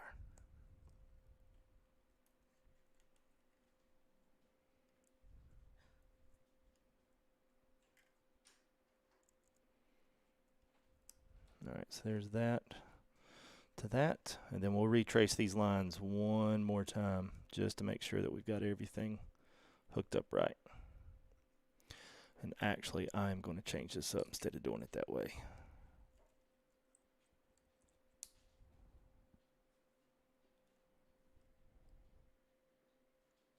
No. No, I will do it that way. It's fine. That's fine. This is one of those deals where some of this I will solder these two initial power lines and the ground lines just to make sure that we're good and solid. And I don't have any loosey-goosey stuff on there. Fired up! Oh my gosh, Jeremy. Dude, they're awesome, man. Especially when you're just like testing, you know, trying to like find the best fit. Because a lot of the times, you know, I bought the connector kit thinking, well, yeah, it'll be fine, you know. But then later on, I'm like, when I started using these things, I was like, oh my gosh. Like, it's good to have the ones that attach to the back of the gauges. Like, those work out well. All right, so essentially, there we go. So let me do some tracing here. And offer up our last prayers. And all right, so we'll go from this side. So we've got whites, we got power line, we got the red jumper. That's pulling power for the gauge. So the gauges should, if we had the signal wire, the gauges would fire and they would work like they're supposed to. But I'm not necessarily going to hook those up right now because I'm going to basically work on, like, you know, figuring the best way to like wrap these things up, and then I'm going to actually, probably what I'll do is wrap these up and then I'll connect my jumper so that my jumper is really nice and neat and tidy and not, you know, kind of like just this long nasty wrap. Plus you got like a gazillion feet behind the RPM, which you're not going to necessarily need all that. We can also test the shift light too. So we got all whites there, we got whites there. Then we're jumped over to here, which is our tack. We've got both signal line and jumper coming out, so that's good. The ground's good. That goes into all black here, all white there, so that's plug-in lights and also the gauge power. So that's good. Going all into this one. Yes, all into that one. So, all right. It's like one of those Chevy Chase moments. I need one of those boom, boom. And then we need the prices right. You know, if something doesn't, something doesn't work. Jibber says trace back, so we'll trace back. It's cool. And literally, I think I've had these things hooked up 6 days to Sunday, and about 50 ways to Sunday. You know, like pick your path. We've been there. We've probably hooked things up wrong, and these gauges have been the straight up trooper. It's like, you know, late at night, it's 2 in the morning, and you're like, oh no, I hooked the ground up the wrong, and then you're like plugged it in, and it's like it flickered and the lights flickered, and then you're like, oh god, you unplug it, then you wired up right, and it's like it starts working. You're like, oh, look at that. So extremely robust gauges, I will say. So our 2 lines there, there's that, and then we've got those. Got our jumper over here, so I'll trace these one at a time. So there's my whites, there's my power line coming over, shift lights hooked up. There's my jumper there. We got 2 lines there, whites, 2 gauge powers, and then 2 light powers, and then that's to my ground and to my 12 volts. So that's that. Now let's trace grounds just one more time. So here's our grounds coming back. We got 3 there, or jumper over to here. And we got 2 light grounds to here, which is jumped over to our tack, which is jumped over to our other 2 gauges, powers, that are hooked up. Sorry, not powers, the grounds. And then we've got both light grounds with our jumper back to the board. So, question is going to be, now this is the part I don't know. I don't know if this board will power all of this, but we're about to find out. I did not intentionally hook this up before because I didn't know, and I didn't have all LED light powers. So now we're going to actually find out. And there we go.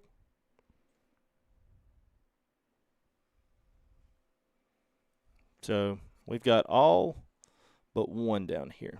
So I'm going to unplug, and it's probably this one right here. I'm going, this is my new one, so I'm actually going to flip the LED light around. I know that sounds dumb. It's supposed to be it's supposed to work, but I found out that those are like one-way lights, and they don't have a this way on or this way off. So let's see if it pops on. Yep.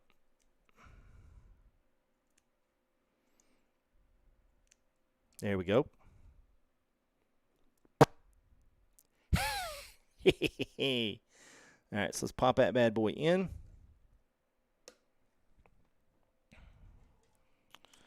All right, so the other question is going to be whether or not it can power the shift light. Whoops. Okay. Psst. Just kidding. All right, so how the heck do I? How do I even do this? How do we even do this? I feel like the meme has started. Sorry, guys. I really tried to keep everything clean and nice and nice. Okay. All right. So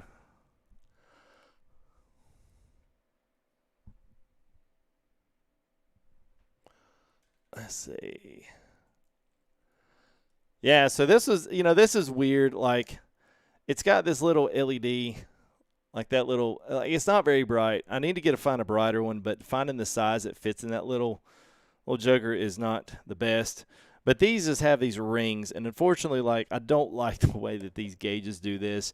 I wish it, because basically you're sticking an LED light, that's this. Now it's super bright. I mean, that's got 1, 2, 3, 4. It's got 5 diodes on it, so you can tell, like right here. See how it lights that gauge up. And the problem is, like, the way these gauges work, it's like it's got this small line behind it. So I'm like thinking, like, what if you're in the actual car? Like, here, let me actually go turn the lights off. It doesn't look bad. And I'll have to take my headset off. Hang on just a second.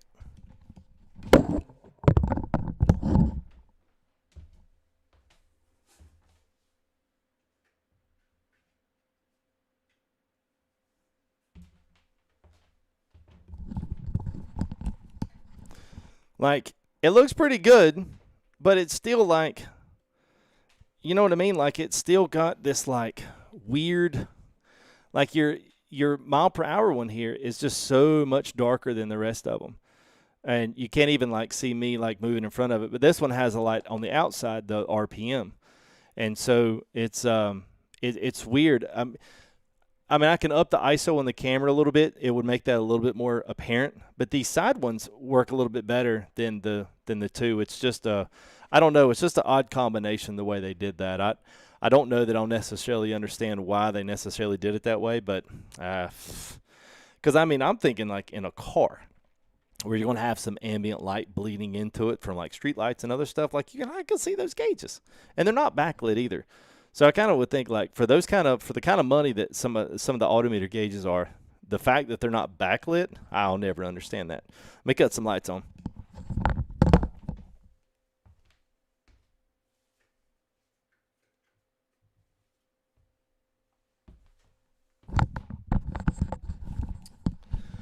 All right, so at least at the other side of that, the shift light is basically, I changed it out to be LED. So so I have a push to display right here. So if I push it, yeah.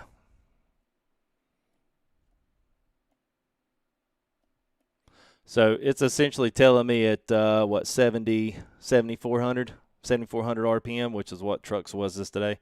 At 74 RPM, this light will pop on, and then I can adjust that to be whatever. I can adjust it to be 8,500, just in a flash, and then that way when you hit 8,500, the light will come on. So, pretty good. But yeah, it's just weird. And I looked, and I do have. Let's see where they at. They're pretty cool, but they're not actually. The white ones are better. Let me look at my box of goodies over here. Let's see where they at. Yeah, here they are. So I have these, which are pretty good. So I've got all whites in here. But I do have, if this one will work. Yeah, so I have these blue ones too. But the blue ones, I don't think look any better. They have a nice glow, but they're not like, especially on like camera, they're not any better. They look cool. And I did think, like, if I have this on red, if I do it on red, then I would think that it's still going to look pretty cool. You know what I mean? Like, the blue will look good with the red, and then you'll have the silver to go with it. But no, Robert, I'm actually going to do a carbon. I'm going to do like a red 3D. It's a really glossy film, and I'm going to shave this, not shave it, but I'm going to sand this down, get it really nice and smooth, to get all of the insides and stuff, get everything. So I'm going to double wrap it up on top. But I'm essentially going to do because this is just tape on this, and the green stuff is just tape. But you can see over here the aluminum is over here.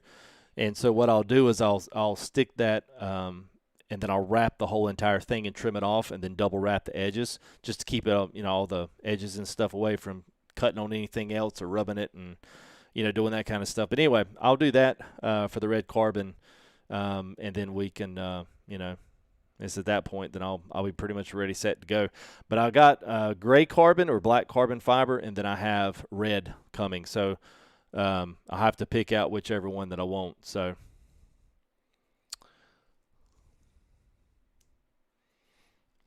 the white ones probably do the better job of illuminating more of the dash. And unfortunately with these, like, you see them enough, especially when we're streaming and stuff, you see them. But I would think about if I bought these for an actual car. That would be kind of crazy. They even keep in my trip meter. What it was, my last trip on trucking was 187 miles. But anyway, yeah, so it works. So that's really good. I was really hoping that I'd be able to power all that off the board. So essentially what I'm going to do is I'm going to create this to be my my inline switch. So I think I know what I'm going to have to do now. Yeah, I think I know what I'm going to have to do. I'll plug this in, and then I'll have to pull this power line up to here, and then take the load out to my white wire. I need to rewire that jumper, and then I'll have it. And that way, when I flip the switch up, then all of the lights and stuff will come on. It basically will cut power to everything, which is what I wanted it to do. Instead of having to reach back and unplug this constantly, and that way I could flip this on, and then all the lights would come on. So essentially, but I don't have enough room to actually put this on the rig.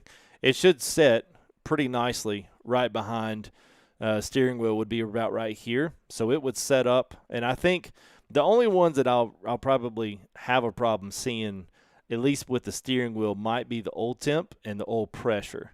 So I might flip-flop, because the water temp's the one I keep track. I keep track of the water temp and the oil temp on iRacing, actually a lot, because that's the thing that'll blow your engine, especially on the super speedways when you're trying to worry about other stuff. So you can see so let me so here's the thing, that this is the worst one. It's the worst one, I think, is the mile per hour one. It just, I don't know, man. It doesn't have the same. Here, I'll tell you what. Let me put a couple of these blue ones in, because they're easy change outs. I can do either or. I'll just do like the top one here, and then I'll do this other one down here on this on the mile per hour one. The speedo is the one that's really gives me that's the one that ticks me off, because that's the one I really, really, really can't see. And it's the one that I want to see, especially in trucking. I don't care about any of the rest of them. Not for trucking anyway. Let me cut some lights down. You guys can. And I wonder too, if it's just the color of the camera, it's picking up. Hang on a minute. I have to take the headset off.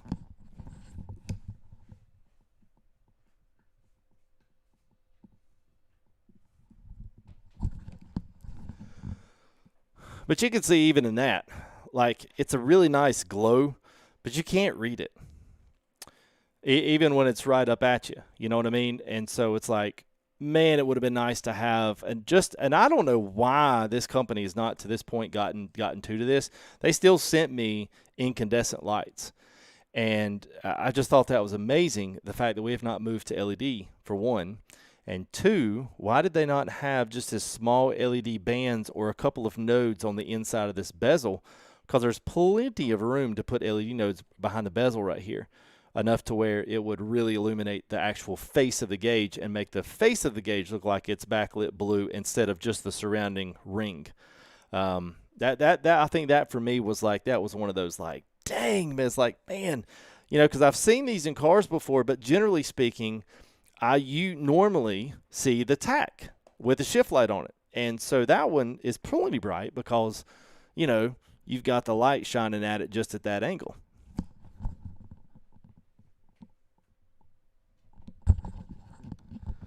So, you know, yeah, I know, that's right, the small one. So, I mean, the thing is, I could always run the white lights on the Speedo and the RPM, and I could run the blues on the sides. I mean, it's not going to matter to me either way. I mean, I'm not going to care. It's probably a little easier to read when the lights are down a little bit lower, you know. Probably easier to read. Well, yeah, digital was a thought, and then I saw how much the digital cost. Some of the other ones, the thing with it, I mean, listen, most of this was because I wanted to do this, and it was something I thought would be a lot of fun. For one, learning something new, and two, you know, utilizing something that I kind of looked at as a kid and thought, man, I would kill one day to have an old classic truck. You know, really wanted the 72 short bed lowered with some, you know, really nice rims, a good sporty tires on that thing, you know, with the short bed dropped in the back, maybe a mini tub with some Mickey Thompsons on the back. And I wanted, the actual, just the regular silver bezel, pro comps in there, because that was the thing, you know, that was like the standard staple of any kind of custom, you know, cruise-in truck, or a car for that matter. And nowadays they've got a lot of new, but you know, at some point, like, you got to, even if you want to do some of this stuff, you got to like draw a limit at how much you're going to spend doing it, you know. And some of those gauge clusters and some of those digital speedometers, if you buy the legit stuff, are $500 for one gauge. And I couldn't justify doing that, you know.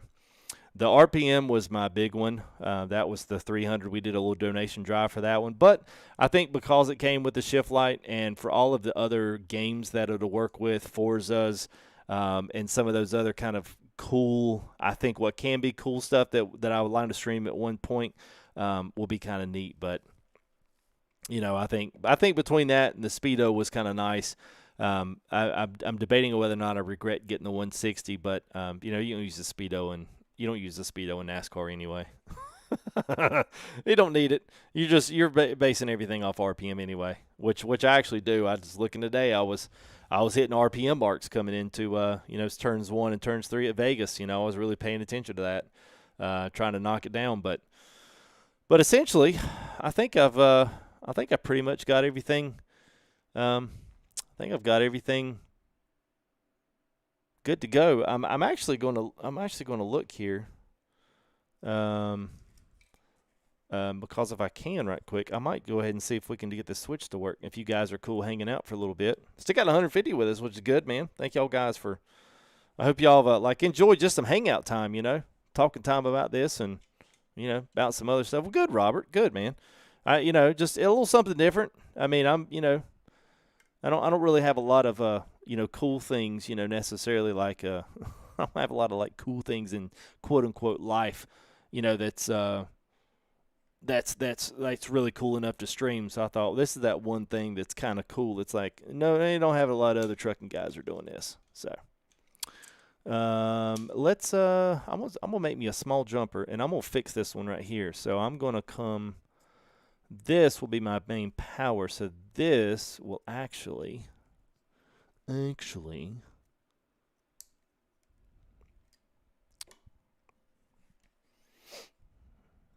right, let me find the other one. All right, so I gotta think this one through too.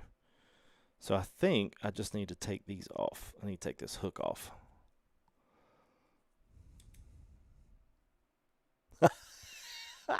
Yeah, I think we'll be all right there, homie. We'll be all right, man. I ain't going to do that to you guys. Hey, I did see a story. Now this is just us talking. But I saw a story. I don't know if you guys saw it in the news, where there was a lady. She's 44. She's got an OnlyFans, and she puts her kids in a Catholic school. They go to a Catholic private. It's not a boarding school. It's just a Catholic sponsored school, and they removed the kids for her OnlyFans content. Now, her stuff, at least the way they reported it, wasn't even like nudity.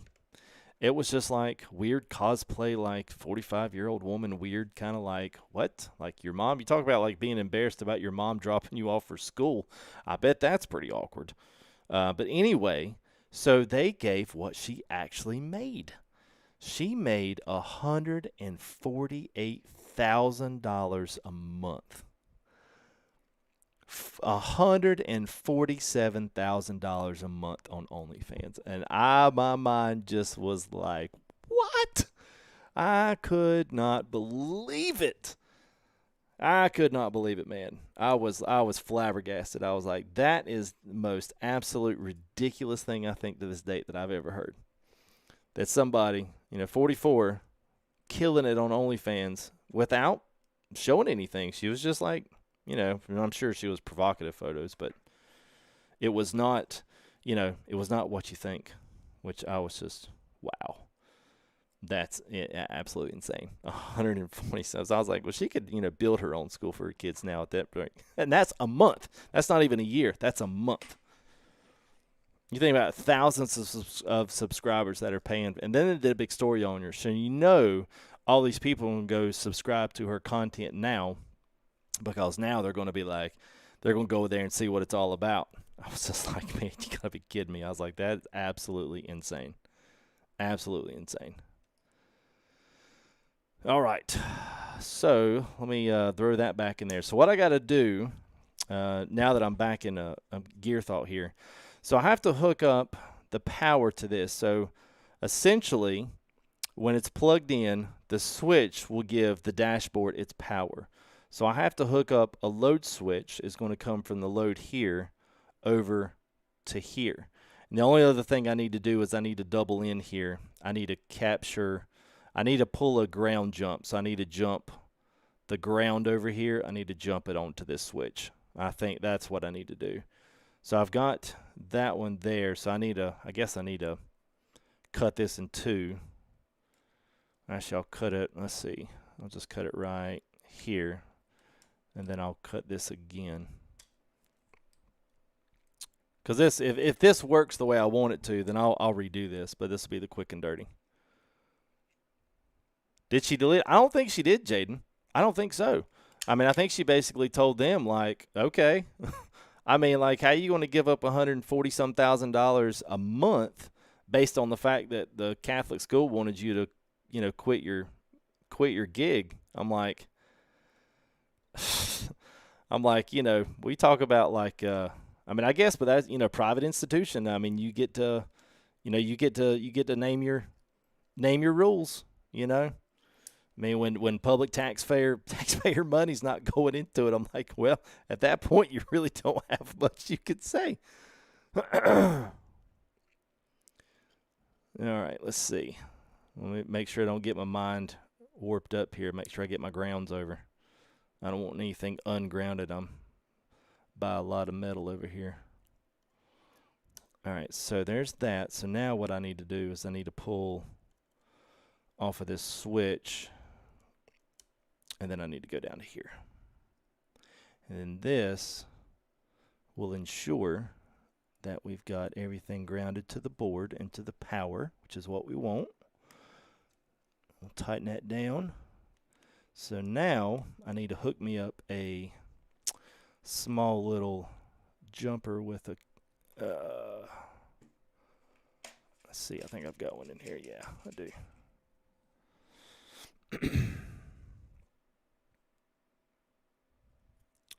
So this right here, if you guys get a chance, grab you some of these pliers. If y'all do connectors, these little connectors right here are H20, make work easier. This right here for connectors is the bomb. So I normally double these over just a hair at the very tip. And then once you slide the sleeve over, this thing's like a geared crimper. It's awesome. So you put it right there on the red mark. And you squeeze it down. And you just basically keep going, and it's all geared for red. And then you got yellow connectors, what, 18, 20, and it goes, what, 14, 16, and then 10, 12. I think is the yellow is like a 10 or 12, or maybe it's 8. Oh, shoot, I put the wrong, dadgummit, the wrong connector on there. See what y'all done made me do. All right, let's find the right connector in there now. Only got a few of these left. Better go easy on these.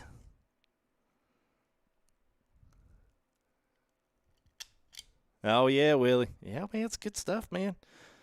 I you know, just cruising through, you know, Amazon's like, hey, since you're buying this, you might also like that. I was like, you know what? I think I will like that. Because that looks pretty snazzy. Thank you there, Amazon, for the recommendation. All right, so we'll... So at least the quick and dirty, we pretty much are going to have this. I'm gonna tighten this down just a little bit. The single wire doesn't still, you still almost kind of need to pinch it down just a hair just to make sure it doesn't. Especially these ones that plug in, I always feel bad pulling against the wiring. So this goes on the load side. So now we'll be supplying power once the switch goes on, and that's going to go up here. So I'll pull these two together, and then we'll find out what we got. Amazon's the best salesman. Yeah, it is, man. Yeah, it is. All right. Okay. All right.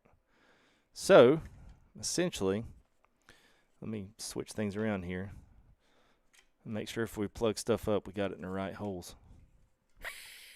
Okay. All right. So, we have, I feel like I ain't got enough light on here. Hang on. I was like wondering where the rest of my light went.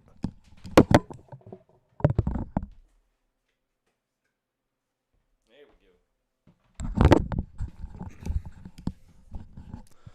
Guess I could back y'all up some. Whoops. There we go.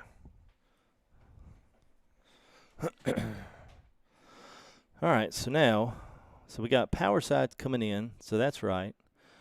That's feeding the switch, which makes sure we're on the ground side and the power side. Yep, power side there, ground side up, load side in the middle, which that is what is going to supply the power to all of our stuff, which will keep our original daisy chain. I haven't moved any of that.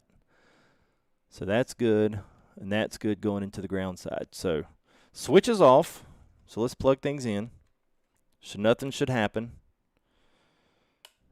Ha! Oh, doggone it, man. Woo! All right, switch it off. Dashboard goes off. Look at that, man. How about that junk, man? All right, man. I'm feeling empowered tonight, man. It's going to take me a while to go to bed tonight.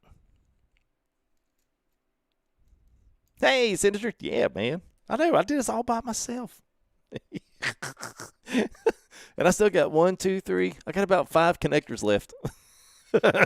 We're not going to show anybody the back of this dashboard because it's still kind of crazy. But I don't even need the other one, so I'll need to put something there. So I do have these awesome stickers here, courtesy of Fanatec. And I think we'll put one right there. You know, we'll put a Fanatec right there on the carbon, and I got another one we'll put over here. You know, something like that. I've got some Autometer stickers. I got, you know, we could dazzle this thing up, man. Make it look good. I know you did. It's my boy. It's my boy Blue. Did it all by yourself, son. I'm proud. Oh man, that's exciting. I just had to think through that one. It's a good thing I had chat to talk through. There you go. Love it, man. That's cool. That's cool. I will try. I'm gonna move the white lights back into the Speedo, but I'm gonna see how we go with the blues on the sides because they will match the switch light. And I don't know, dude, I'm going to tell you what, man. I hadn't seen Timbo in, but doggone it, man, that little LED light right there is doggone bright. I'm going to have to, like, put a little piece of tape or something over that because, man, that little light right there is bright. I saw that power line out from under there. I saw it naked. I was like, wait a minute. But I think it's pretty awesome, though, seeing that we're able to do that all under an amp. You know, I was debating on whether or not, you know, an amp would actually cover it. I mean, I knew it would from, you know, like our shift light and stuff. And so we don't even have any of that external power, man. That's awesome. So now it's basically figure out how to clean this sucker up and get all these wires pulled in together. That's something I kind of work out on the side. Because now really the only thing left, for those that may want to know, since we've got our main circuitry done right here, we essentially have our power and ground done, and everything else from here is like the speedometer, RPM, and then you've got these 1, 2, 3 gauges. Now I'll have 4 gauges. So essentially what I'm going to do is plug all these signal wires up. I'll plug all these signal wires up right here, and I'll just run all of these from each gauge, and I'll probably do some kind of a color-coded, and I'll combine them all, tie strap them, or heat shrink them together. I'll probably heat shrink them. I got a whole pile of heat shrink tubing right there in that box. But I'll probably pick them all around, something like this, you know, and I'll take them all around the top and then piece them all in and hook each one of them in, cut it to length, and make it look really nice and neat and tidy. And I'll just come off from each gauge, tie strap them together, heat shrink them up, and I think that'll be good. So that is exciting. No flickering. Still can run the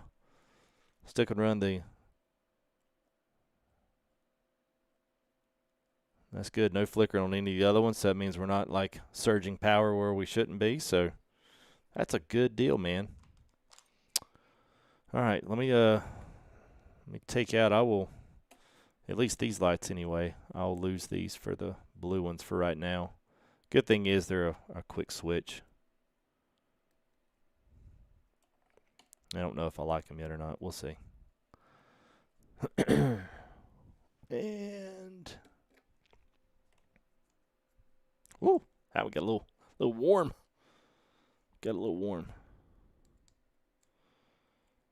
All right, so I'll put that one in there like so, and then all right, there's that. Sweet. All right, let me cut the lights off. Do it one more time. Okay.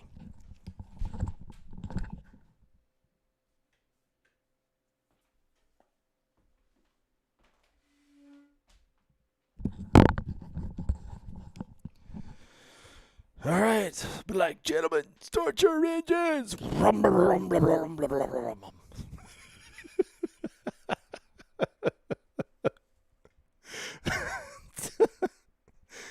Oh.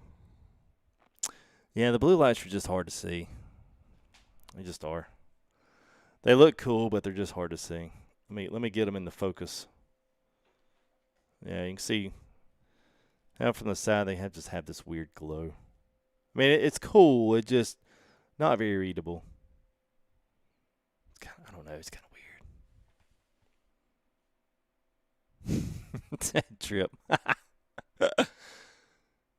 Yeah. I had to put something on there because that little sucker will shine through my fingertip, man. That little light is bright. Yeah, but you see what I mean? Like it's the camera does not do a good job of it. It's actually better quality that's coming through. It's better quality that's coming through on the stream than it is like that's actually coming through the stream. It's way darker on the stream than it really is. Like the actual signal I'm sending over, it's actually pretty good. But it's, yeah, the blue light's just, I don't know. I'll probably wind up putting the white in there. It just looks weird. Yeah. Well, you know, at least I did. Now I'm going to think about that switch. I might just get one that's not that. But at any rate, switch it off, power it off, and you are good to go. So that's exciting, man.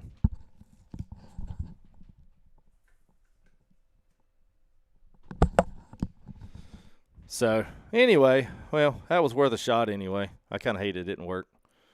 I'm going to go ahead and put these white ones back in. If I don't, I'll forget.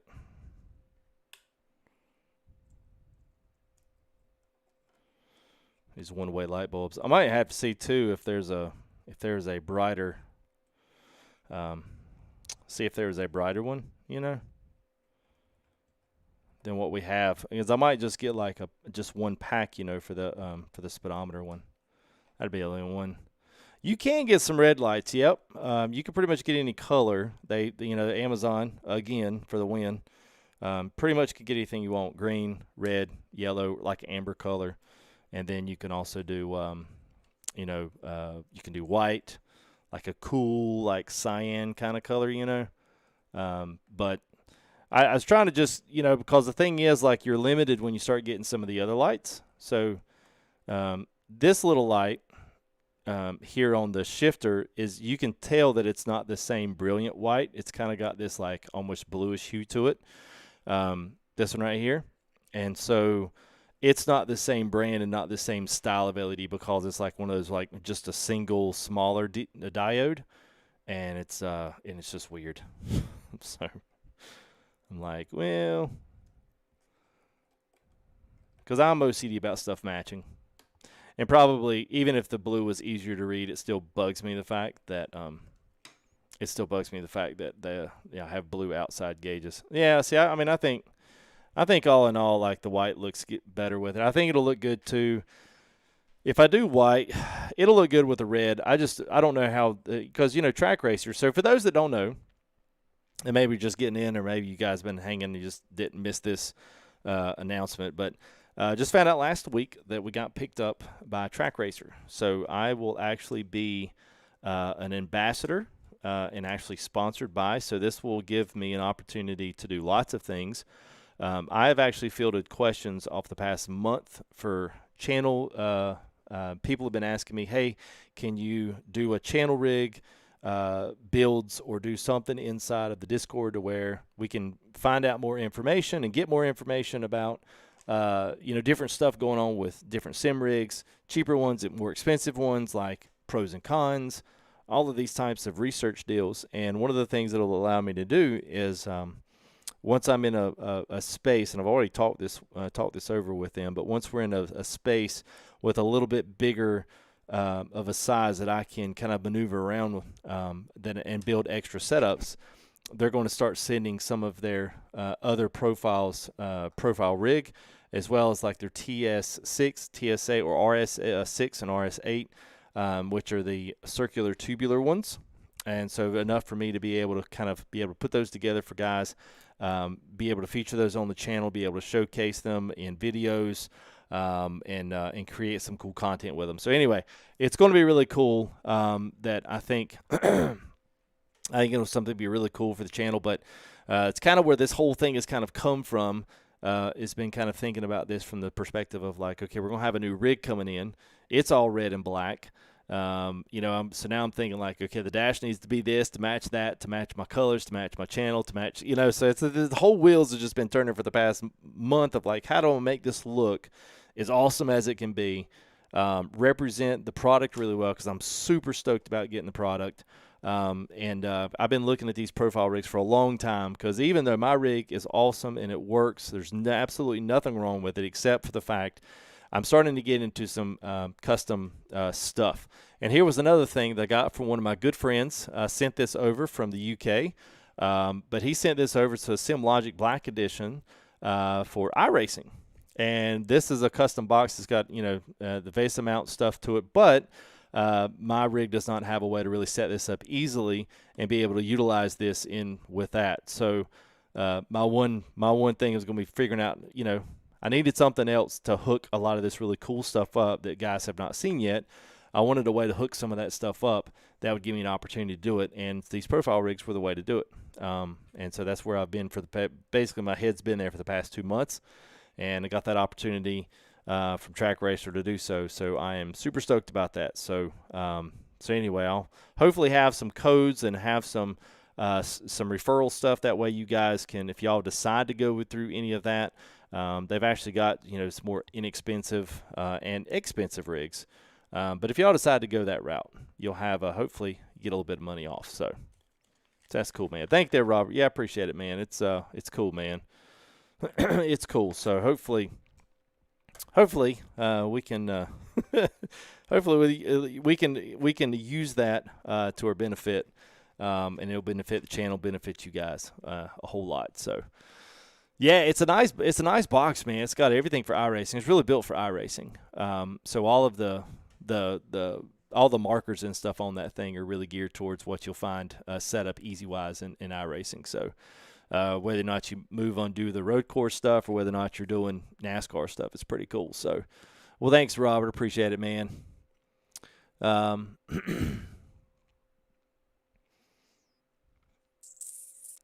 trying to catch a little bit with chat there. So, oh, Red, FTG Black, there's, yeah, yeah, man. Yeah, I don't even know if I even got room. I don't even know if I got space on that between the switch over here and I don't know. Well, I'll see if I can make something work. You just get to the sound effects. Oh, I know, man. Oh, you disassemble and start it again? Shoot, no, man. Actually, I will need to start cutting some of this stuff down. Now that I know it actually works, I'm probably going to take pictures of it all, to be quite honest with you. Oh, yeah, man. Yeah. There's always haters, man. And I find that, you get a lot more haters the more you start doing stuff that's that kind of separates you a little bit from the other guys.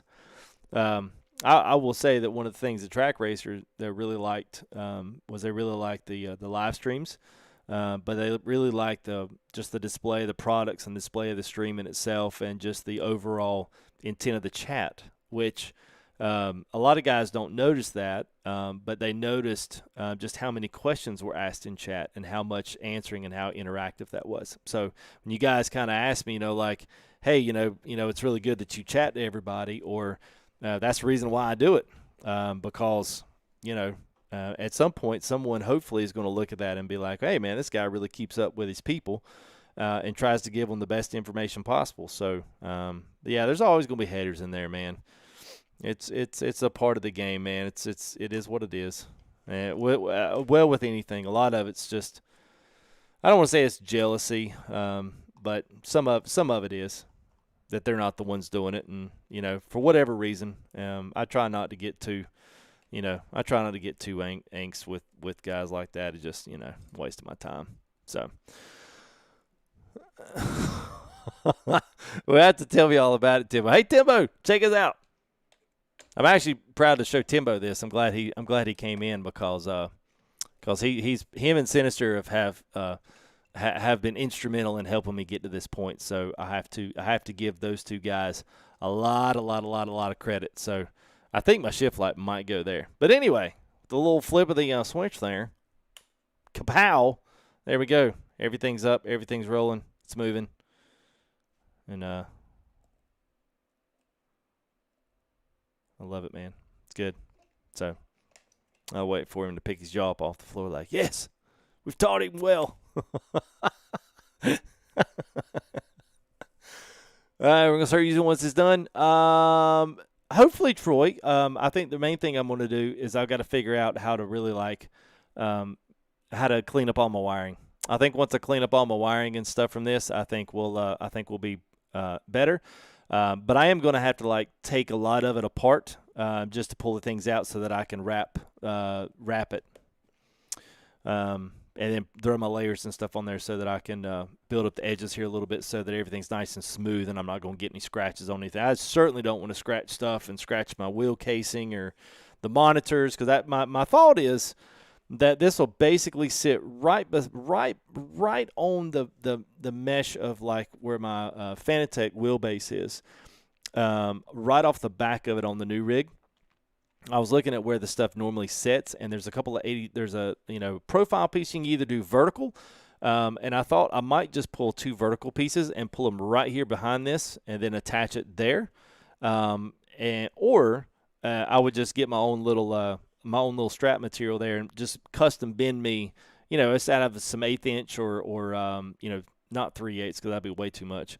Maybe like an 1/8 inch little strip piece, you know, that I can take some vice grips and bend me a couple of corners, and that way I could just actually drill an 1/8 inch hole here, an 1/8 inch hole there, and just basically strap it down and have it bolted down to the rig, and that way it'd be totally independent of the wheel, but it would be, you know, solid and stationary. And then I would try to set, if all possible, I would try to set my monitors right behind it, like there.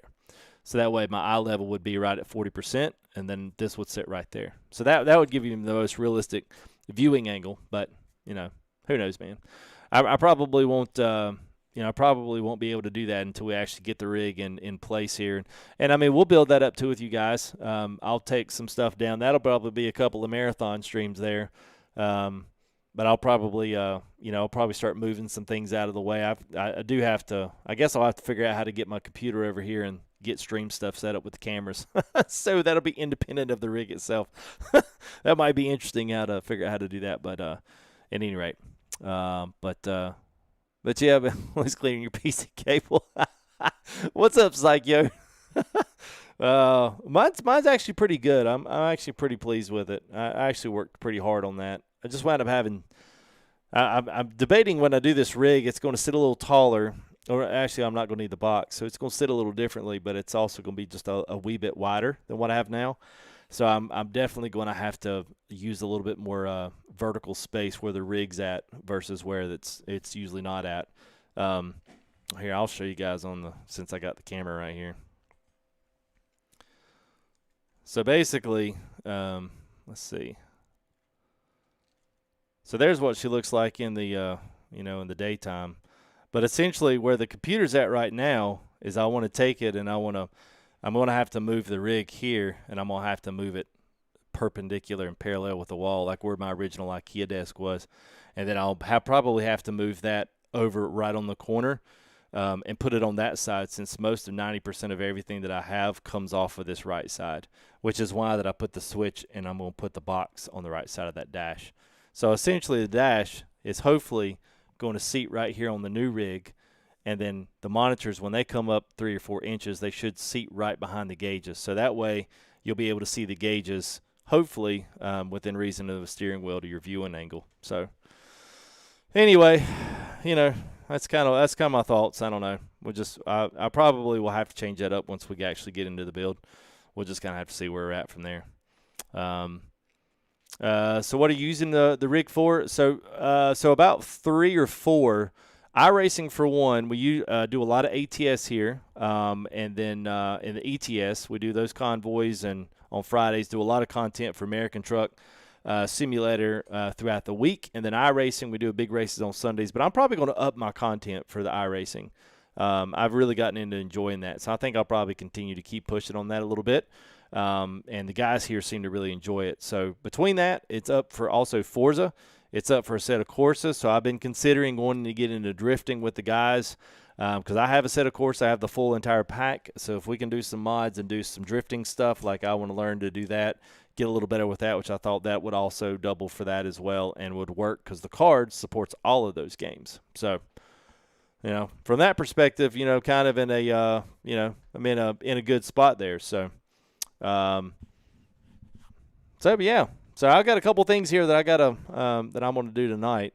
I'm pretty much done for at least this part of it anyway, and which I'm really excited. All that stuff is working. That's super exciting.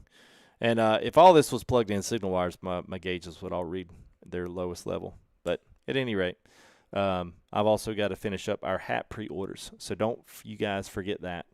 I feel weird not being on camera. Like I can make faces at y'all all I want to. Yeah, okay. Anyway, well, I guess this could be it for me. It's you like that computer? Yeah, it's pretty nice. It's pretty nice. Let's catching up a little bit chat there.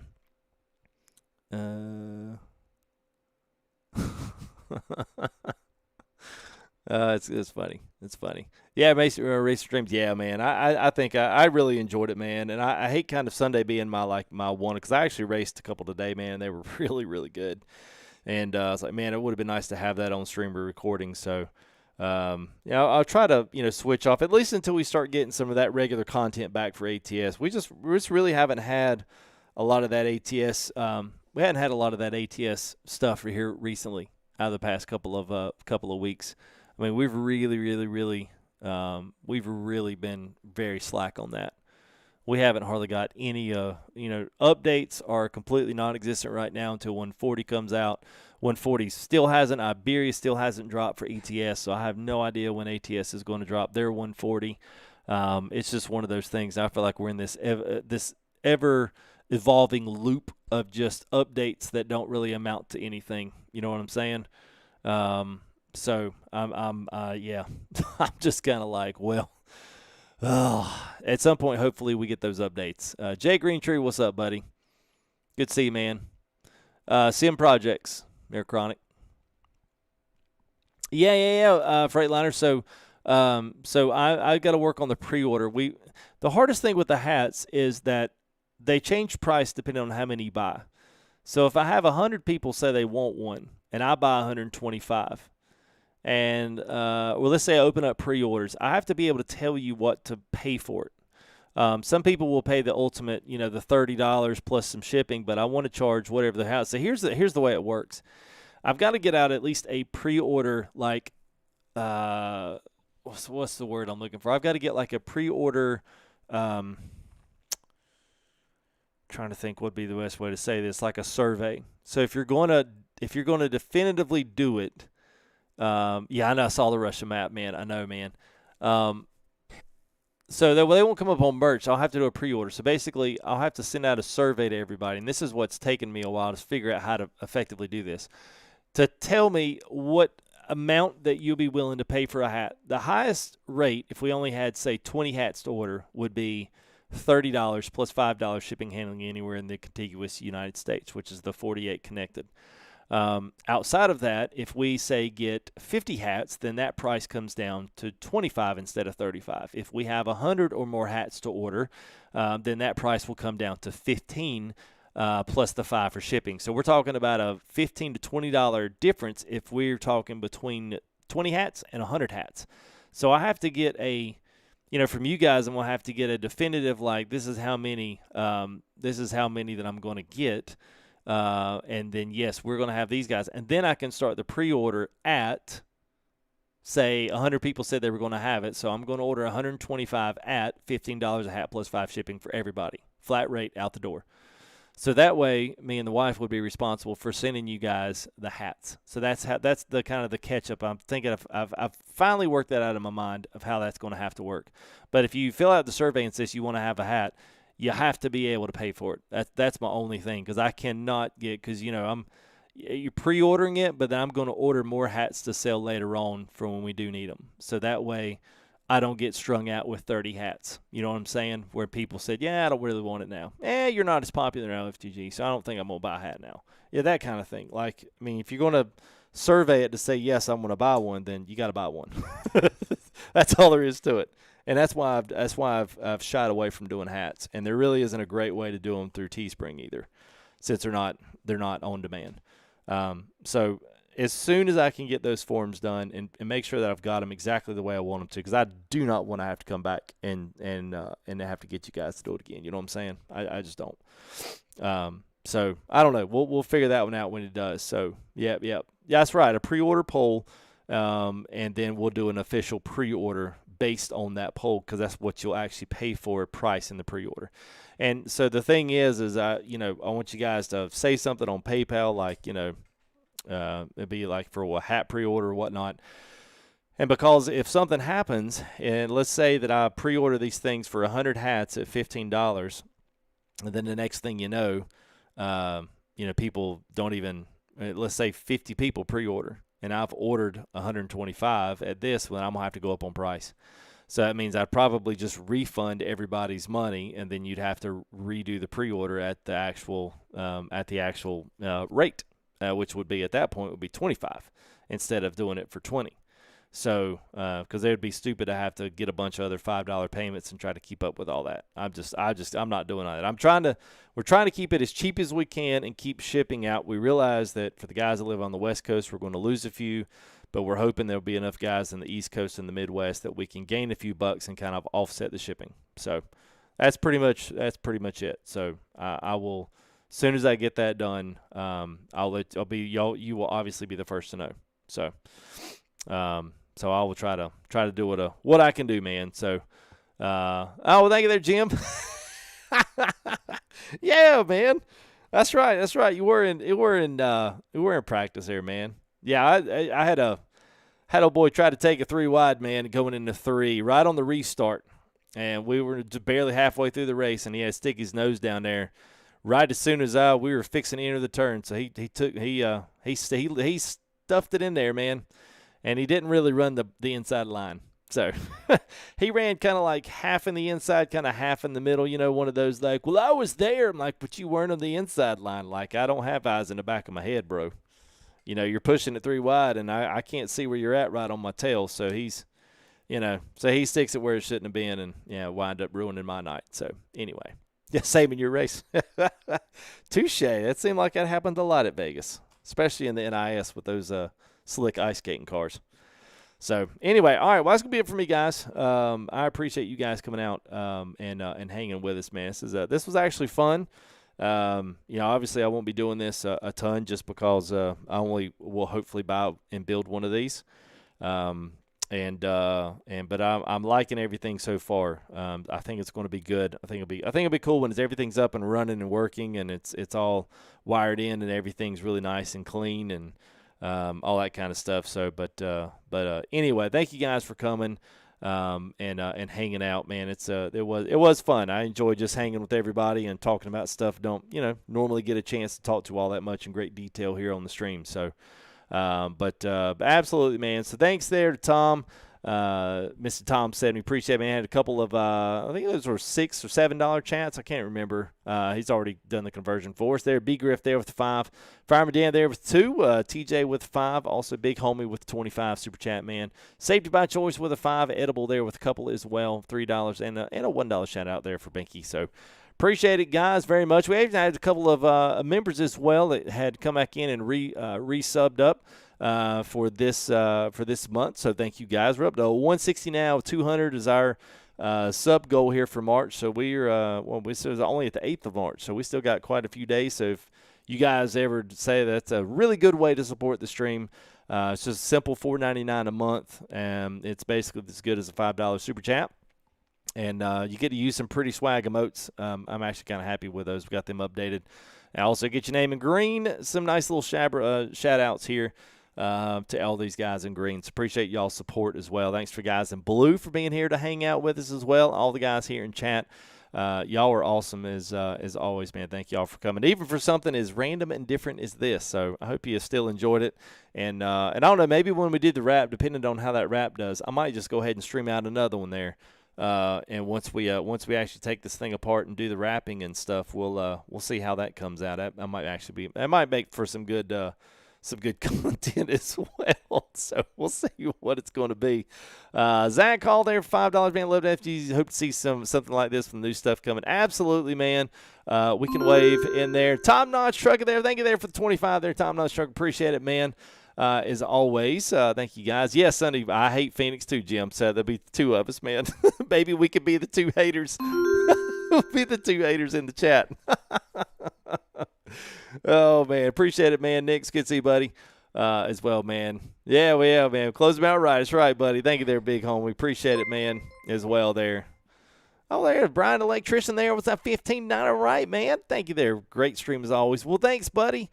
I appreciate that, man. Brian Electrician there with it's $15.90. I love that. I love how they already do the.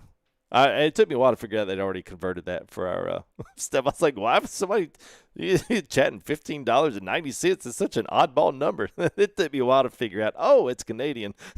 But I appreciate it, man. I'm glad I didn't have to call Brian the electrician to help me figure out my wiring issues there. So I'm glad everything works. So at least I'm going to say as it works and there's no sparks and no fire, then we're pretty good to go. So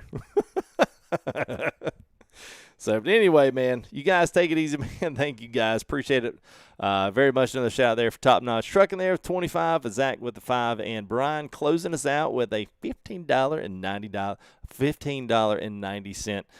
donation, man. Appreciate it, man. You guys take it easy. No problem, man. You guys take it easy, and I will hopefully see you guys here tomorrow or Wednesday. I'll probably have one of these days just to kind of get some things collectively going for this week, just IRL stuff that needs to happen. But other than that, I will see you guys here in the next day or two. We'll be back probably on some ATS. We'll be trucking around the areas again. And then maybe there at the end of this week, we'll do us a race night, and then we'll have something in for Sunday, get some early practice in on Phoenix, which I do not like, but we'll have to be forced to do it so that I can keep it up. So anyway, thank you guys very much, and I will hope you had a good time. Thank you there, Robert. Glad you did. There you go. And I will hopefully see you guys here later on this week. We'll see you. Hang on. We'll get a good. All right. Peace out, guys. We'll see you.